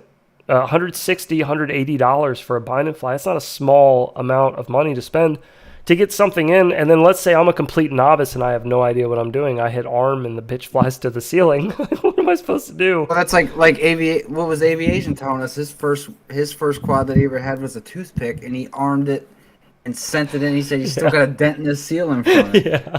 Yeah. So it's like, yeah. So I mean, It's would amazing imagine that you can put out such a quality product as a one-man show, and these manufacturers that are filled with factories full of people are struggling to put out just consistent products, not even like Well- quality stuff, just consistent. I might have an answer to that. Is that yeah, this is. I might be the one that cares the most about quality in this company. Yeah. Well, it appears that Whereas way. There is something to be said about that too. With you being able to do it all by yourself, it's kind of every build that you make. It's not like you're doing it for a boss or something like that. It's stuff that's got your name on it, your company's name on it. So you want to make sure that the stuff that you're sending out to people across the world is the best possible product that you can send. So that kind of gives you more control over all of that, I would imagine. In a way, it's a choice as well. I choose to not compromise quality at all. Yeah, so I would rather sometimes take the extra time and basically compromise on R&D, for instance. I may not have enough time for R&D, but make sure that everything I put out is tight. Yeah, it seems like there's a sacrifice that you make on your end just to make sure that you're putting out a product that you can put your name on, and you're not ever going to be embarrassed by it or let down by it. Yeah. As far as I've seen, like I said, even before full disclosure, as a sponsored pilot of Fractal, even before even speaking to you for the first time, that's how I heard about the frames, was just the word of mouth in the community about the quality of them. And it holds true as well. It wasn't like a one-time thing, or it was a new company and they're just putting out really good products to start with, and then it's going to kind of, trail off as it does, and quality control gets worse. It's always been consistent. So it's definitely something to be said. That kind of ties in something that me and Yves were talking about while you were getting stream going and everything, as we were talking about, like, kind of the organic growth, letting something, whether it's a company or like, a channel or whatever, grow organically by just putting out quality products. Like Fractal Engineering has never done any kind of like money grab, like, heavy type sales type of thing. Yeah, I was like going to say, you don't put see a out lot of quality gimmicky stuff. You don't see a lot of gimmicky. You just put out quality products and let it kind of speak for itself, and slowly but surely the word of mouth has been spread. Because I feel like now, anytime you see anything Fractal Engineering mentioned on Facebook or in one of our streams or videos or whatever, there's always just comment after comment like, oh, I have a Fractal build, it's so solid, it's so nice, the quality is so great, and you kind of let your products do the talking, and I think the growth of that shows. So yeah, I think you're doing it right so far, man. It makes me a bit, makes me a bit fuzzy as well to think about it, because I would have never thought a couple years ago when I launched the boards that I would be here expanding operation, moving to a bigger house just so I can make more of that. And of course I'm super blessed to have found a community that appreciates the work that I do, and I owe every single one of my customers everything for that. And I don't quite see it. I don't quite see the result of that in my day-to-day routine, because every day I'm just here in my shop, I'm doing my thing, and I'm like this, I'm putting out orders. Yeah, you're just laser focused on the business. It should be, you should know that there is a large buzz in the community, and it's ever growing, that buzz around just Fractal and what you're doing as far as the frames you're putting out, and just your involvement in the community as well, sponsoring different competitions and races and stuff like that. You're involved, and it shows. And I think especially in the micro community, more so than like in the 5-inch community, we tend to kind of like hunt out those independent creators and those people that you can feel their love for the hobby in their product. Like we tend to kind of find those people and then put them in the forefront and share their kind of stuff around. And I think I feel like I'm sorry. Go ahead. Sorry. No, you're good. You're good.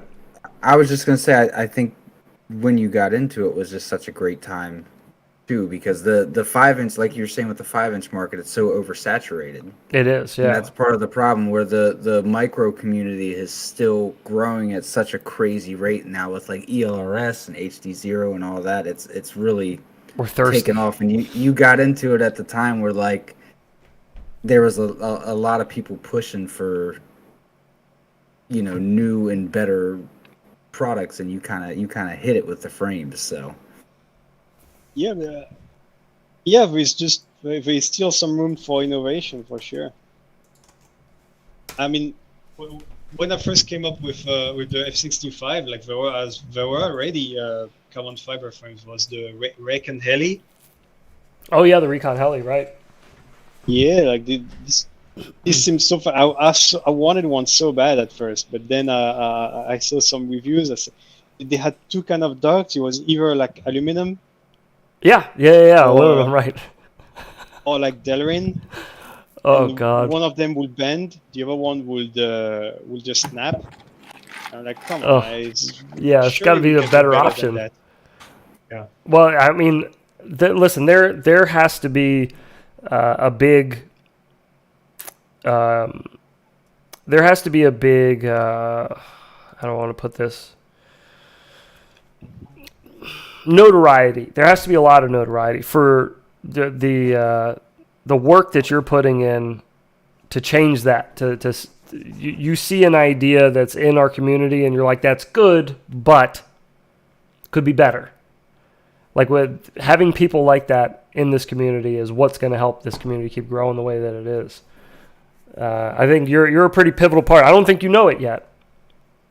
I don't think you know it just yet. I think you're very modest, which is great. I think that's perfect. That's what we need. We don't want you in here tooting your own horn.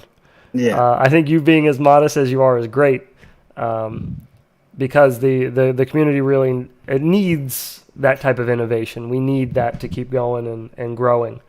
well, and the fact that Yeah. you don't only have those ideas, but you have kind of the knowledge and the skills to implement them is what makes it good too. Because there's plenty of people that have ideas, but like if you don't have the ability to really do anything with it, it's kind of redundant. So many pilots have such great ideas. There was at points I was getting pilots like telling me about the ideas and asking if I wanted to collaborate. I can't quite collaborate on much. I'm like so busy with my own project already. But like, if there is anything I can help you to develop your own, and by all means, there is so much of it for what I do that just comes down to well, if nobody's gonna do it, then I guess I will. That's great though. That's awesome. I'm working with Hanfer Bernard Kleiner, the developer of Quicksilver. Mm-hmm. We like putting together a plan to develop an all-in-one, Yeah. like some leading edge like features. I'm a little hip to it. Kleiner let me in a little bit on some of the info. I'm a little hip to it, but I mean, this kind of project's a bit over my head a bit. I can do like basic electronics, but Yeah, I think of what that dude says is over my head. yeah, I was gonna say Kleiner is a all is a flight genius. controller is he totally is, but a whole flight controller that's quite level up. Quite involved. The, Yeah, that flight from the controller is balance boards. going to be quite involved. And I'm just thinking, man, I just wish that someone could do it. I offered I put out a list of requirements. I offered it out there to some flight controller manufacturers, and they wouldn't touch it. They say, maybe it's a bit too much, yeah. Yeah, not for those dudes over at Quicksilver, man. Those guys are insane. You just give them an idea and they figure it out. They're on top of their stuff over there. That's why I'm down to do it with him, because he's the way I see it is that he's got some amazing ideas to really push the features of the all-in-ones that we use, and he doesn't have the hardware to do it, so he just needs the hardware to enable him to develop his features. Yeah. Well, I think that's a great. Like, that's like a superhero duo. you and him, in my brain at least. You're talking two people. One, like engineering on the physical side, I'm pretty inept in that, and you're pretty pristine in the physical engineering side. And as far as Kleiner goes, on the programming side, man, I don't understand any of that stuff. Like, not even like on the surface level. So the fact that he understands it at the depth that he understands it, and to be able to make it work with just whatever, it's like, oh, you got a flight controller that nobody's ever heard of? Send it to me, and I'll make my firmware work with it. Yeah, I just recently joined the Quicksilver Discord, and just for the few days that I had notifications on my phone before I turned them off, every notification where I would see it was a post from him, I would read it, and I would be like, "Yep, might as well be another language." Yeah. Might as well be another language. Being said. I'm too dumb for that. Just let me know when you have a flyable product. I'm the fly guy. I am definitely not the coding or engineering guy at all. No, you want to talk ladders or like inverted yaw spins? I'm good with it. Yeah, all day. I'll have that conversation all day.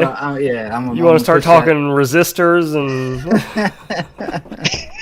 resonance and all this? Yeah, you lost me. Yeah, I'm good.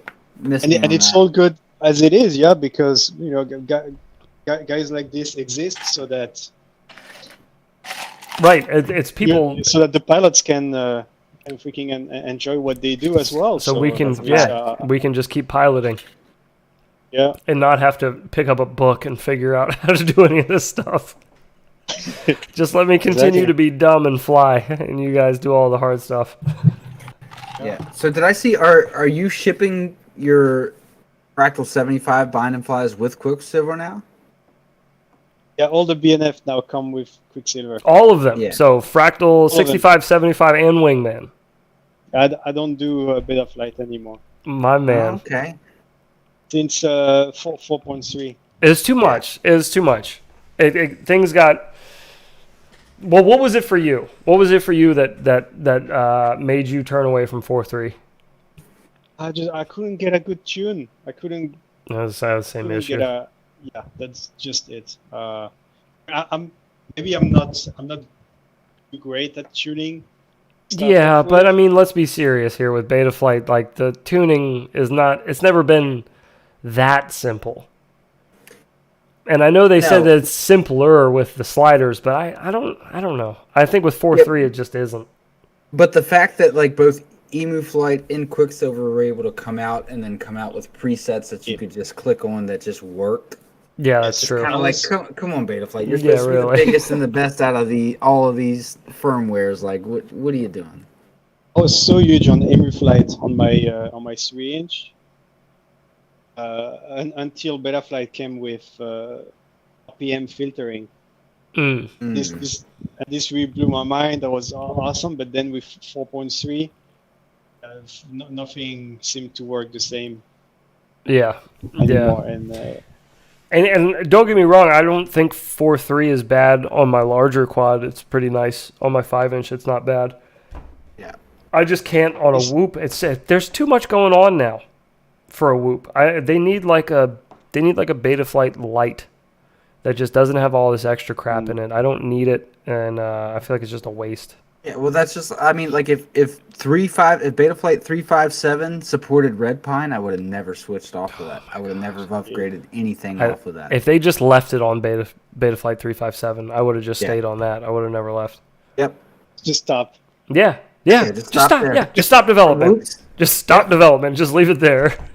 357 forever. I'll stay with you. Yeah, give me 357 forever, and I'll be fine.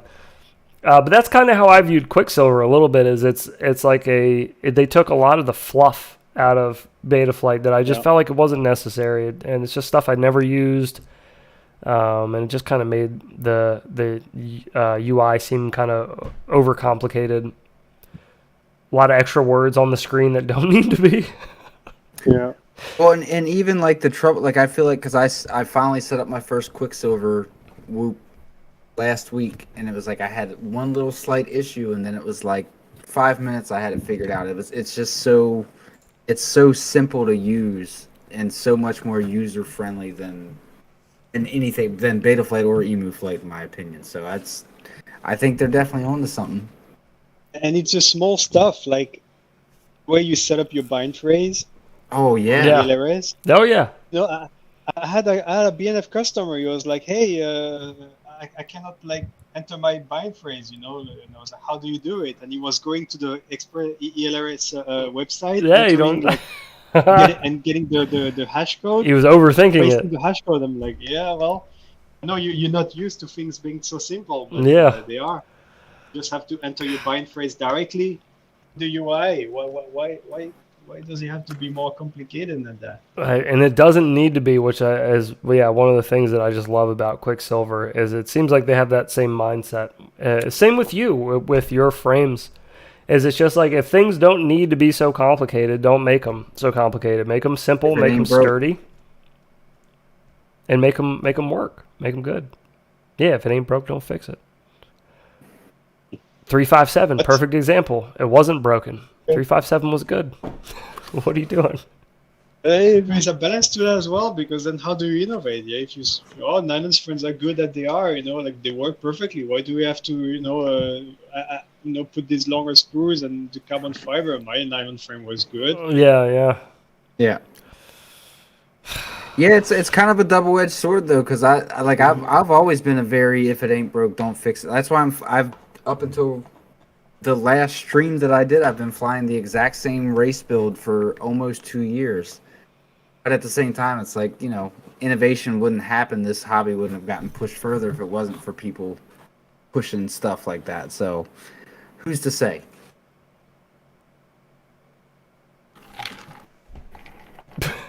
Who is to say? Who's to say?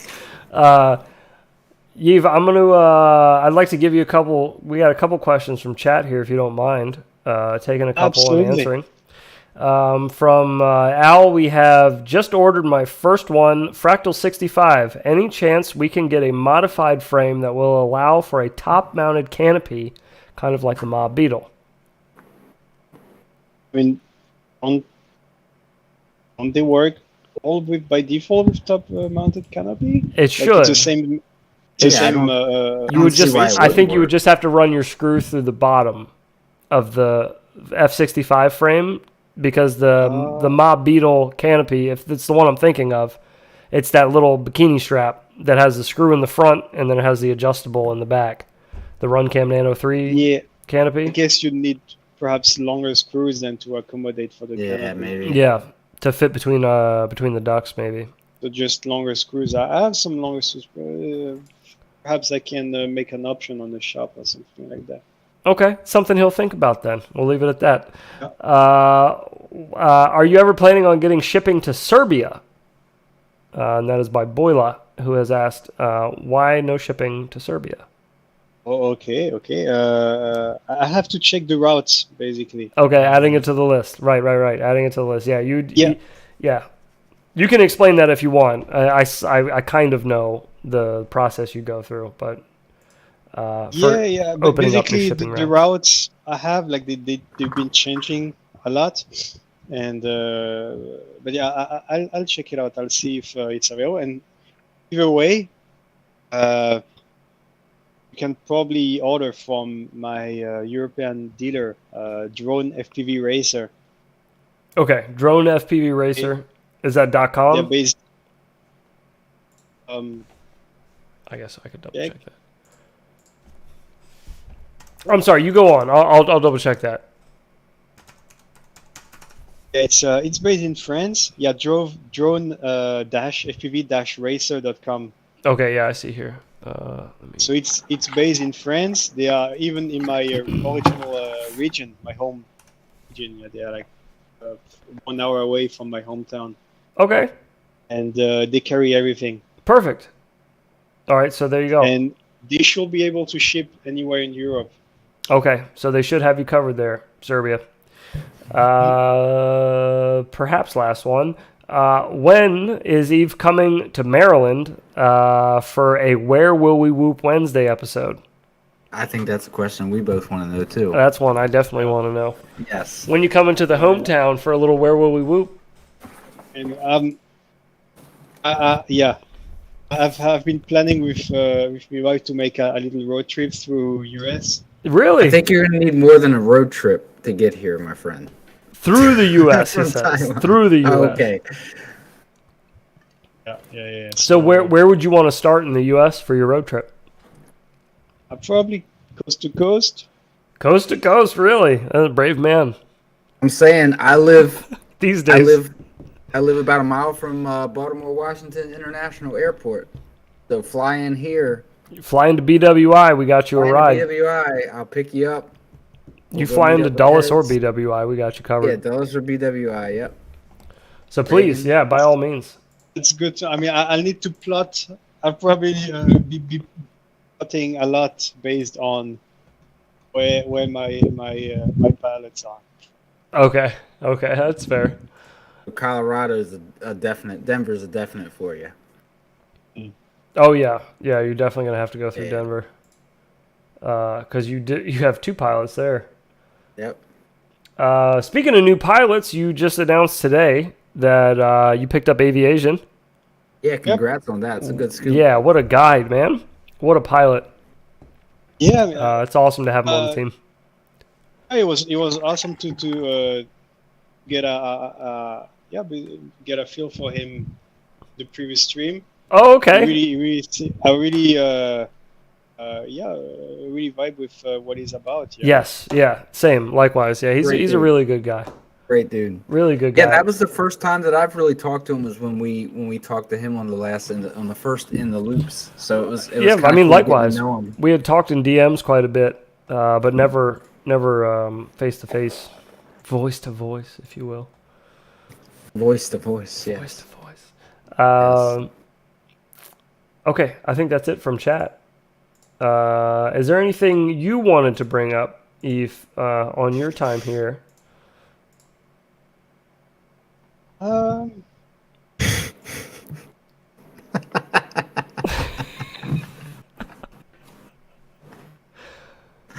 It's whatever Best you'd way to like. respond to that. Well, anything at all. I will mention that I did include everybody in chat. If you look down below, all of Fractal Engineering's links are down in the description. So if you would like to get yourself one of these very sexy Fractal Engineering shirts, they're available at their Teespring, and that link is down below. They also have different designs there. Some you may have seen me wearing on stream, the black metal kind of design that's also available there, but those links are down below, as well as their Facebook groups and their actual webpage, which you should have seen a slideshow down in the bottom corner of your screen there with some of their products. So you can check that out as well. But besides, covering all of your links and where to find you on social media and everything else, is there anything we missed? Is there anything you wanted to talk about? Is there anything you wanted to bring up? Anything you wanted to pitch? Yeah. Where do I order the salt and pepper hunk? Well, I don't know what that means. But that was a question from chat. Go on.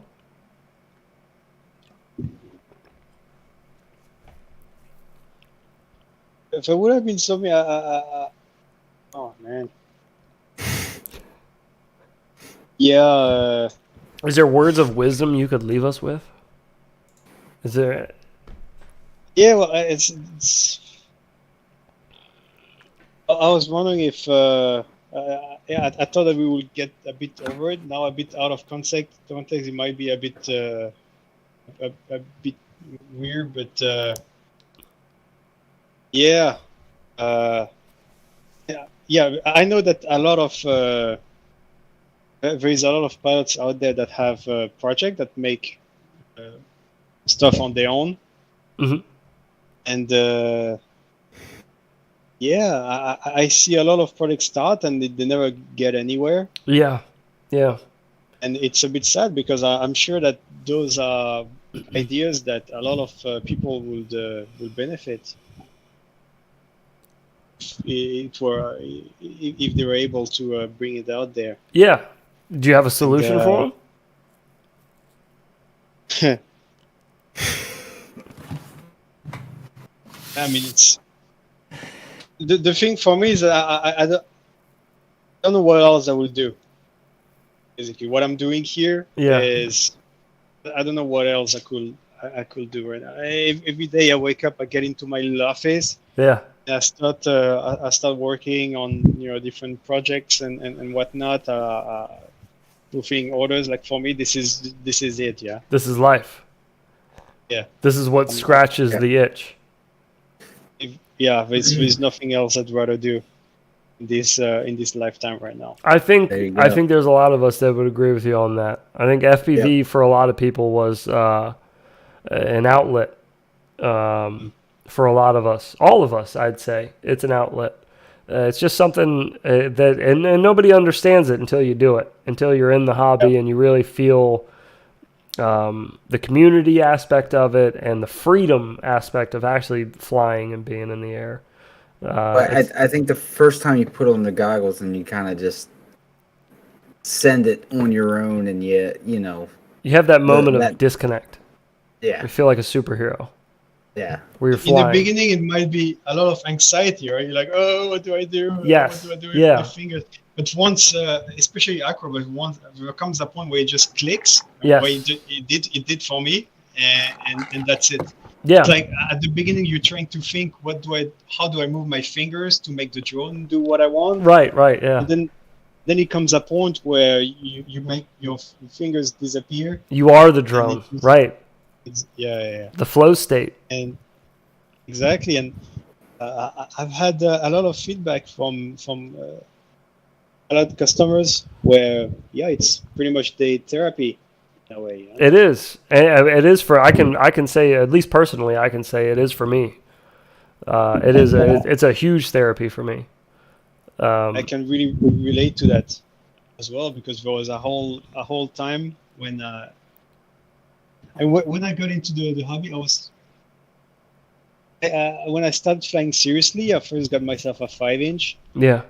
And it's been quite soul crushing.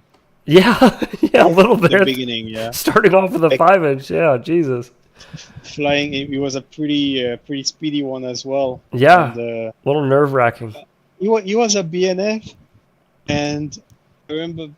First flight was like, all right, I flew like in a park here. The second pack, camera came loose in flight. Oh, no. And I lost control. I crashed it on the main road. Oh God! And when I came to see it, I don't know how many times it's been run over, but basically total. Oh God! Aviation had a similar story. Yeah. Did you? I don't know if you heard his about his building dive experience, but he had a similar experience. So it was run over several times. Yeah. Oh. I had this happen with a whoop as well. It's I had electronics die in midair. I've had freaking props exploding. Oh yeah. Punch out. Yeah, or just running away, just flying off the motor. Yep. Yeah. And basically, this is, I don't know how I managed to stay with it for so long. I think plenty of people in the hobby have that thought sometimes. Like, why do I still put myself through this? I mean, it definitely tests your will to stick with something, for sure. In a way, right? The same way that skateboard does. Yeah, when you try to. There's a lot of comparisons. There really is. A lot of comparisons that people draw to FPV and skateboarding. Even down to like freestyle edits. Like the whole freestyle edit concept is very similar to the old school kind of like skate edit. Right, yeah. Yeah, it is. You know? Like timing stuff up to music and all of Picking that. a spot, running from security. No, for sure. But yeah, I feel like FPV in general, like a lot of hobbies, FPV has it's definitely helped a lot of people overcome hard times in their life, or just kind of like those moments in your life where you just kind of feel a bit aimless. You don't really feel like you got much going on. I feel like FPV has been a big outlet for a lot of people for that reason. It seems like a lot of guys, especially men in like their mid-30s, are kind of into this hobby. And yeah, it just seems like it's a big mental health break for a lot of people. It's like it's our therapy, our zen. Well, Sorry, go and the ahead. fact that it offers so many places that you can take it to, like whether it's freestyle or Yeah. racing or cinematic or just you know, Right. putzing around your backyard. Like there's kind of We got there's a little something for something. everybody. Yeah, it doesn't matter what you're really into or where you're trying to go with it. There's somewhere that you Yeah, can go with the it. competitive type, the creative type, the engineering type, the programming type. I mean, we kind of have all the bases covered as Yep. far as just like what we're all into these days. It's nice. It's a nice balance, a nice harmony we have in this community. I love it. Yeah.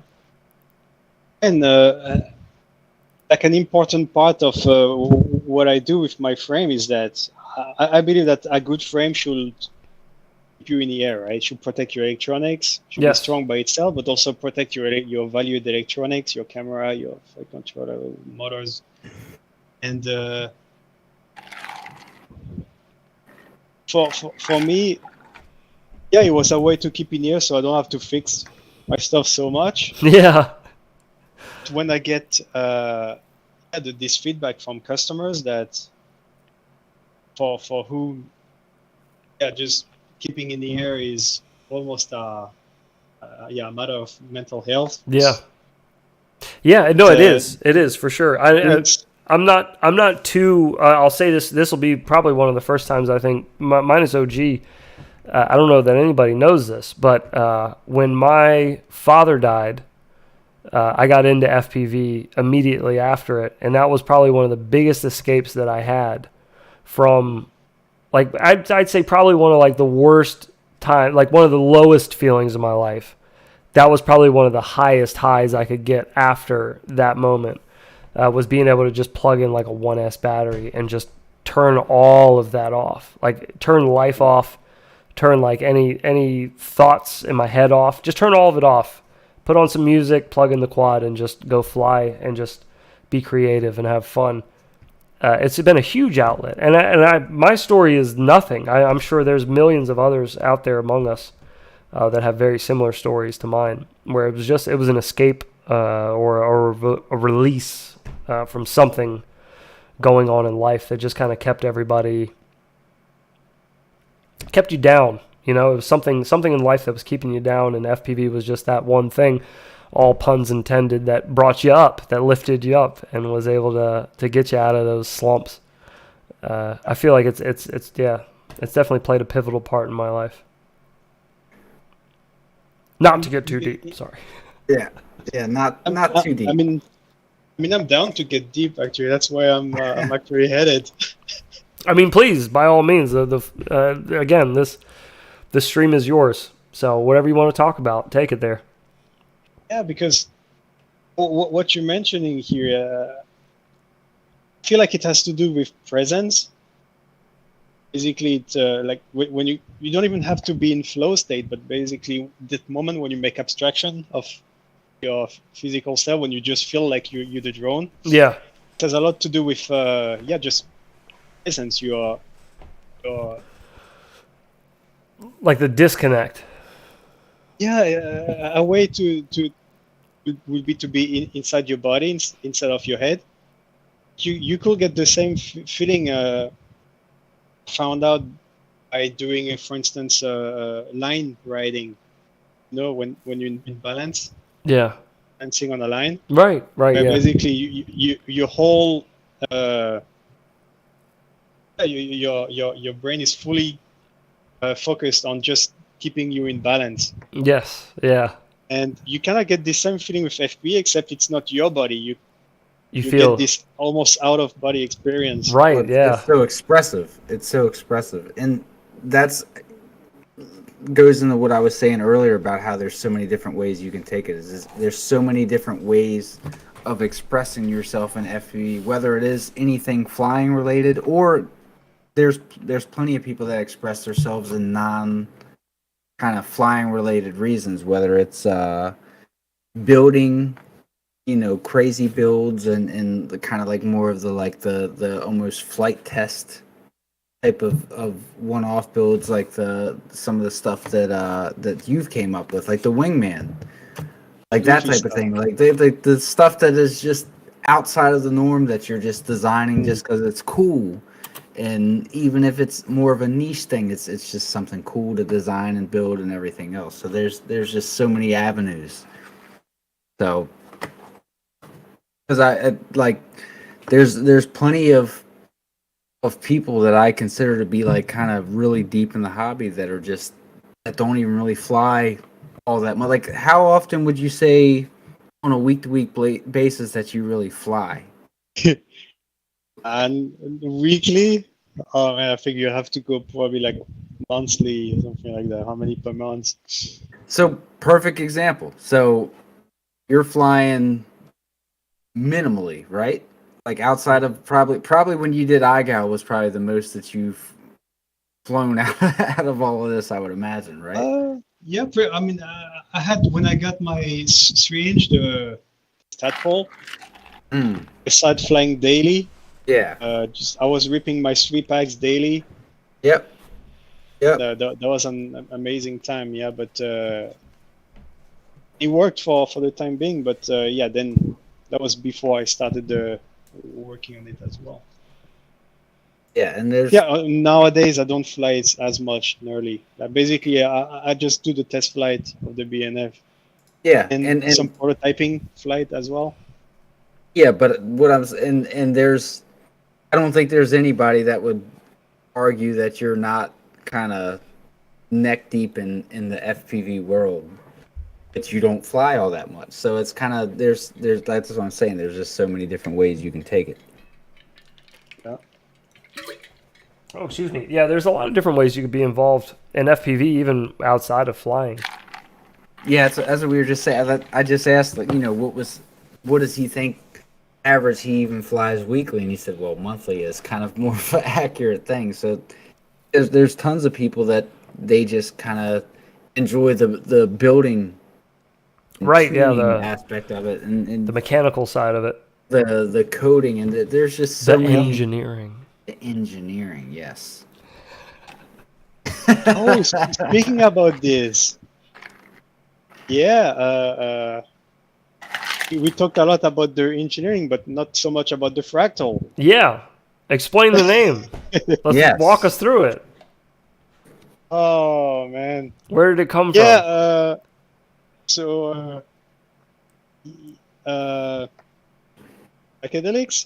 Psychedelics? Yes. I was thinking, how do I put it? That's good enough. That's good enough. That's fair, man. That's fair. Psychedelics. All right. So seeing fractals then. Yes. I started getting a fascination for fractals after my first acid trip at a Marilyn Manson concert. A Marilyn Manson concert? Oh my goodness. Where was this at? What country was this in? I dropped 2 tabs at a Marilyn Manson concert. And the concert was in Sweden, an amusement park. And in a so you had like this pastel colored, little Swedish family, yeah, with blonde heads, and then you had the hardcore Marilyn Manson fan, goth. Mm-hmm. So I just you got some polar opposites there. We're not paying attention to chat, but I'm just saying chat's about it. yeah. Chat understands. They understand where you're coming from. Yeah. Man. I've never in my life tried psychedelics. I can't. I feel like my brain will break if I do. I feel like my brain, I lock a lot of shit up in my head, I feel like, and if I take psychedelics, I don't know. I just have this fear that I'm going to let it all out, and I don't know if I'm ready to face those demons. Yeah, well, it has. I feel like we're heading was like the Joe Rogan route now. We can start talking DMT if you want. Yeah. Haven't done DMT. I don't think I would. I don't know. I feel like I'd try DMT. Well, the thing with acid, I've always been told that you don't quite seek it; it just finds you. And What this acid has been does? my it's been my experience. I never quite went out of my way to find some. Yeah. It's always been also a very organic process. I And guess, don't think I would yeah. have been. I don't think I would have been ready otherwise. I guess actually. my moment just hasn't come yet. Then I guess I haven't ever been ready. Yeah, because it's Perhaps been speed. close, but it's never been there. But yeah, basically the idea with the fractal is that just seeing fractals. Like, fractals all the way down. Yeah, everything's been as above, so below. Yeah. What the stuff that I create is just the result of inspiration that I find in pretty much everything. Yeah. okay. So psychedelics and engineering is Yeah. fractal engineering. And black metal logos. Oh yeah, the black metal is yeah. I love the new black metal t-shirts. Oh, yeah. That's my favorite. Yeah. I wore it yesterday, otherwise I would have worn it today for the stream, but I wore it We yesterday used to already. do So. music. We used to own a studio back in Sweden. Oh, no doy. Dude, what We kind of do, music? So with my buddies, we did hip hop. Okay. Well, actually, no. That's Used to make- I've heard some of your beats. I used one of your beats. Really?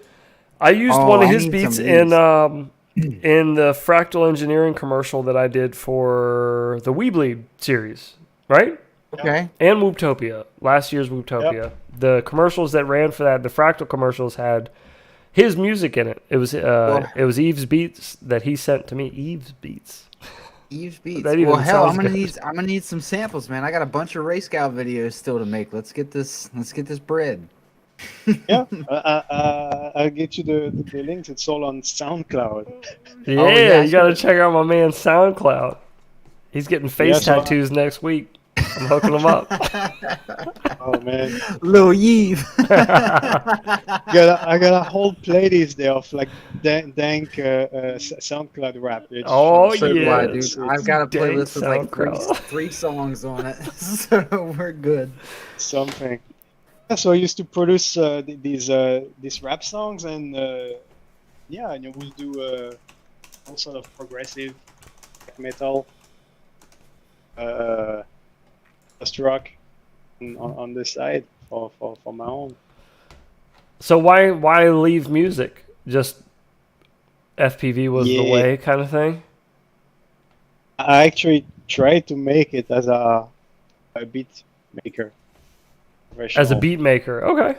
Yeah, I was putting out a bunch of beats. They're all on my SoundCloud still. Okay. And, We got to check out the SoundCloud yeah, then. but this was back when I was still doing the agency, Mhm. and yeah, but I love Yeah. how you keep referring to it as the agency. Yeah, the Hitman Agency. we get it. Okay, We get I As got in, it. like, what is it, Agent 47 or whatever it is? It is Yeah, Agent the 47. Yeah. I'm telling you, it's that tattoo on the back of his neck. He keeps trying to not let us see it. But I'm it's just saying, back I've there. never seen a picture of the back of his neck. The barcode back there, I've seen He's it. been very careful when he's been going to the other side of his room to get products. Covers up the back of his I'm neck. just putting it out there, yeah. Let's face the camera. Well, man, we have blown past our 1 hour and gone into the second hour now. We should probably wrap this up. We're into tomorrow here in the U.S. So, Yeah. but man, I Jesus, you're only our second guest, but I'd love to have you back on. I feel like we barely scratched the surface with you here. Yeah, I feel like we could easily keep going for another 2 hours just hearing. Yeah. We only went through, what, 3 of the 14, 15 countries that you've been to? We still got a lot to look at. Yeah. So yeah, we'll have to have Eve back for part 2. Maybe we'll after the next Fractal release. Maybe we'll bring you back on. But thank you so much, man, for your time and for sharing your story a little bit. I learned a lot tonight that I had no idea about you. So Yeah, I tell you what, I will say the amount of messages that have been exchanged between me and Hez this week, just saying like, God, I'm excited to hear kind of where this whole Yes. thing began at. Completely. So pumped for this episode. I had no idea. I've never heard any kind of origin story from Fractal Engineering before. I believe I put a short version on the about page on the shop. Yeah, this was it was nice to share a bit more about it. Yeah, and again, we need to have you on again for a longer conversation next time. We'll dive into some more stuff now that we've already gotten past all of the surface level things. But no, thank you so much for sharing your story tonight, number one. Number two, anybody who has been tuned in and watching tonight, make sure check out down below in the description. You will find all Fractal links below to all the social media, all of the storefront, all of that. You can find all of that down below. Please go check it out. Teespring as well, if you want to get some of these sweet Fractal Engineering merch. Woo! These shirts are slick, man. I love them. I love the design. I love the black metal one is my favorite one for sure. But you can get one for yourself if you'd like. The link's down below. Yep. Yeah. Anything else you wanna plug before we go, man? That's about it. Thank you so much for having me. That was Of course. the best podcast I've been on. Of course, man. Anytime. We'd love to have you on again. Just to go over some more. Just to go over some more of your story. You're such an interesting character in our little micro community here, and such a pivotal character lately. You've been your company Fractal has been really pivotal in getting a lot of Whoop pilots secured and really sturdy frames that are going to last them. And I wanted to talk about that a little bit, but about planned obsolescence, how some companies try to avoid that. And it seems like you are just kind of more like, well, let me just put out a quality product that you don't need to replace every month. Yeah. Literally, I haven't announced yet, but that will impact everyone. What? Well, wait, what? Excuse you? Okay. You wait till right now to bring this up? Oh, you get a leak. All F65 and F75 have a lifetime warranty on the carbon fiber. Ooh. What? So that's frames for life. Cost yet. I'm keeping it aside for like a big event. But yeah, it's coming. If you ever manage for me to break a bottom frame, you got to try. Just send me a message and we will arrange it. You have to try to break one of those. And I was gonna say here's the best question. Because Heads, I would imagine you've probably flown more F75 carbon than almost anybody in the planet. Likely. Have you broken none any carbon yet? No. Well, I did break one, but it wasn't my prototype. And it was I kind of gave it the Babito treatment. Okay. It got a couple plows into drywall, and then it broke. But I needed to full send it into drywall to break it. Well, but I have my prototype F75 that's not even cut from the same carbon anymore. It's cut from a totally different carbon, and that one still has much poor quality. It was, yeah, it was like the beta testing carbon, and that one still hasn't broke. And it's the skinnier; it's the 1.5 millimeter thickness as well. It's not the 2 millimeter, and I still haven't broke that. I was going to say you said that you've never really used it. The 2.0 has just been... I've just had it sitting. I haven't needed to use it. Yeah, I still have the 1.5 on there. It's like, why gain the extra weight if the 1.5 won't break? I didn't see the point of upgrading to a 2 millimeter frame if 1.5 I can't break it. It's so crazy to hear because there's been pretty much 6 months of development time where I was just thinking, oh, do I do 2 millimeter or 1.5? Is 1.5 enough? 2 millimeter? 2 millimeter is so heavy, but 1 millimeter is so light. But is it gonna break? No, man, it's sturdy as hell. I don't know what it is because I can break I can break Mobula 7 V3, V4 frames, no problem. I can break a Beta 75X frame. I can do that on my lunch break. I can break I can break that frame by looking at it wrong. But the Fractal frame, I've crashed the bejesus out of that thing. I've flown it everywhere. I've flown it over concrete, over hardwood, over my hardwood or my hard plastic resin floors out in the garage. I can't break them. So 1.5 millimeters, good enough. IMO.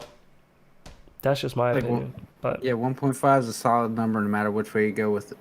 Even if it's just on the multiplier. It's all good. That's all. So, Yves, we didn't miss anything as far as we got all of your links out there. They're all down below. You can find all of them. All of the Fractal merch, all of the Fractal frames, and the like, all of the Fractal social media. It's all there. Make sure to go check it out. Join the groups. Yeah, I'm in there. Yves in there. OG's in there. We're all hanging out, chatting about Fractal things. I think that's it. I mean, is there anything else? We all good? Besides planning our next time that we're going to talk with you, which will be soon. Or whenever you're coming to Maryland. That would be ideal. If we could do a Where Will We Whoop with you in Maryland. That'll be wicked. Yep. Or the Ready. next In the Loops live in studio. Live in studio. We all are over here. Yeah. Well, if you guys are at my house, OG, you already know how that's going to work out. No stream will happen, and both of you will black out. That's just kind of how it happens. when you walk into this house, you just kind of black out. First and only time I've ever grown up for marijuana.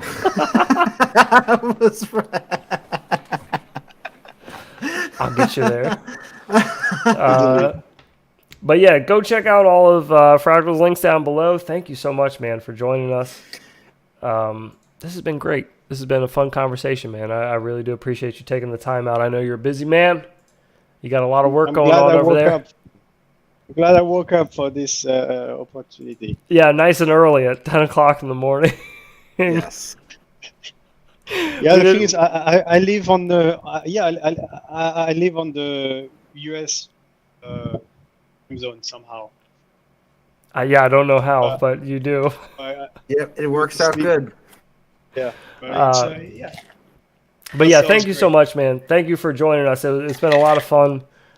Chat, thank you guys for hanging out until the end here. It's been a long stream, but it's been a good one. We learned a lot about Fractal Engineering and the roots of the company and the man behind the legendary frames. So thank you so much for coming on, man. We really do appreciate it. And I can't wait to have you on again. I can't wait to have another one of these conversations, man. This was great. All right, guys. You guys have yourselves a good weekend. Enjoy the rest of it. Get out and fly. Go check out Fractal's sites. All the links are down below. Any parting words, gentlemen? Other than we'll be back on Tuesday for another race stream. That's it. There you go. Tuesday night, race gal practice with OG. Yep. Be there or be last in race gal. And if you're there, prepare to be confused. Thank you, Spit. All right, everybody. Have yourselves a good night, and we will see you on the next one. Later. Peace. Cheers.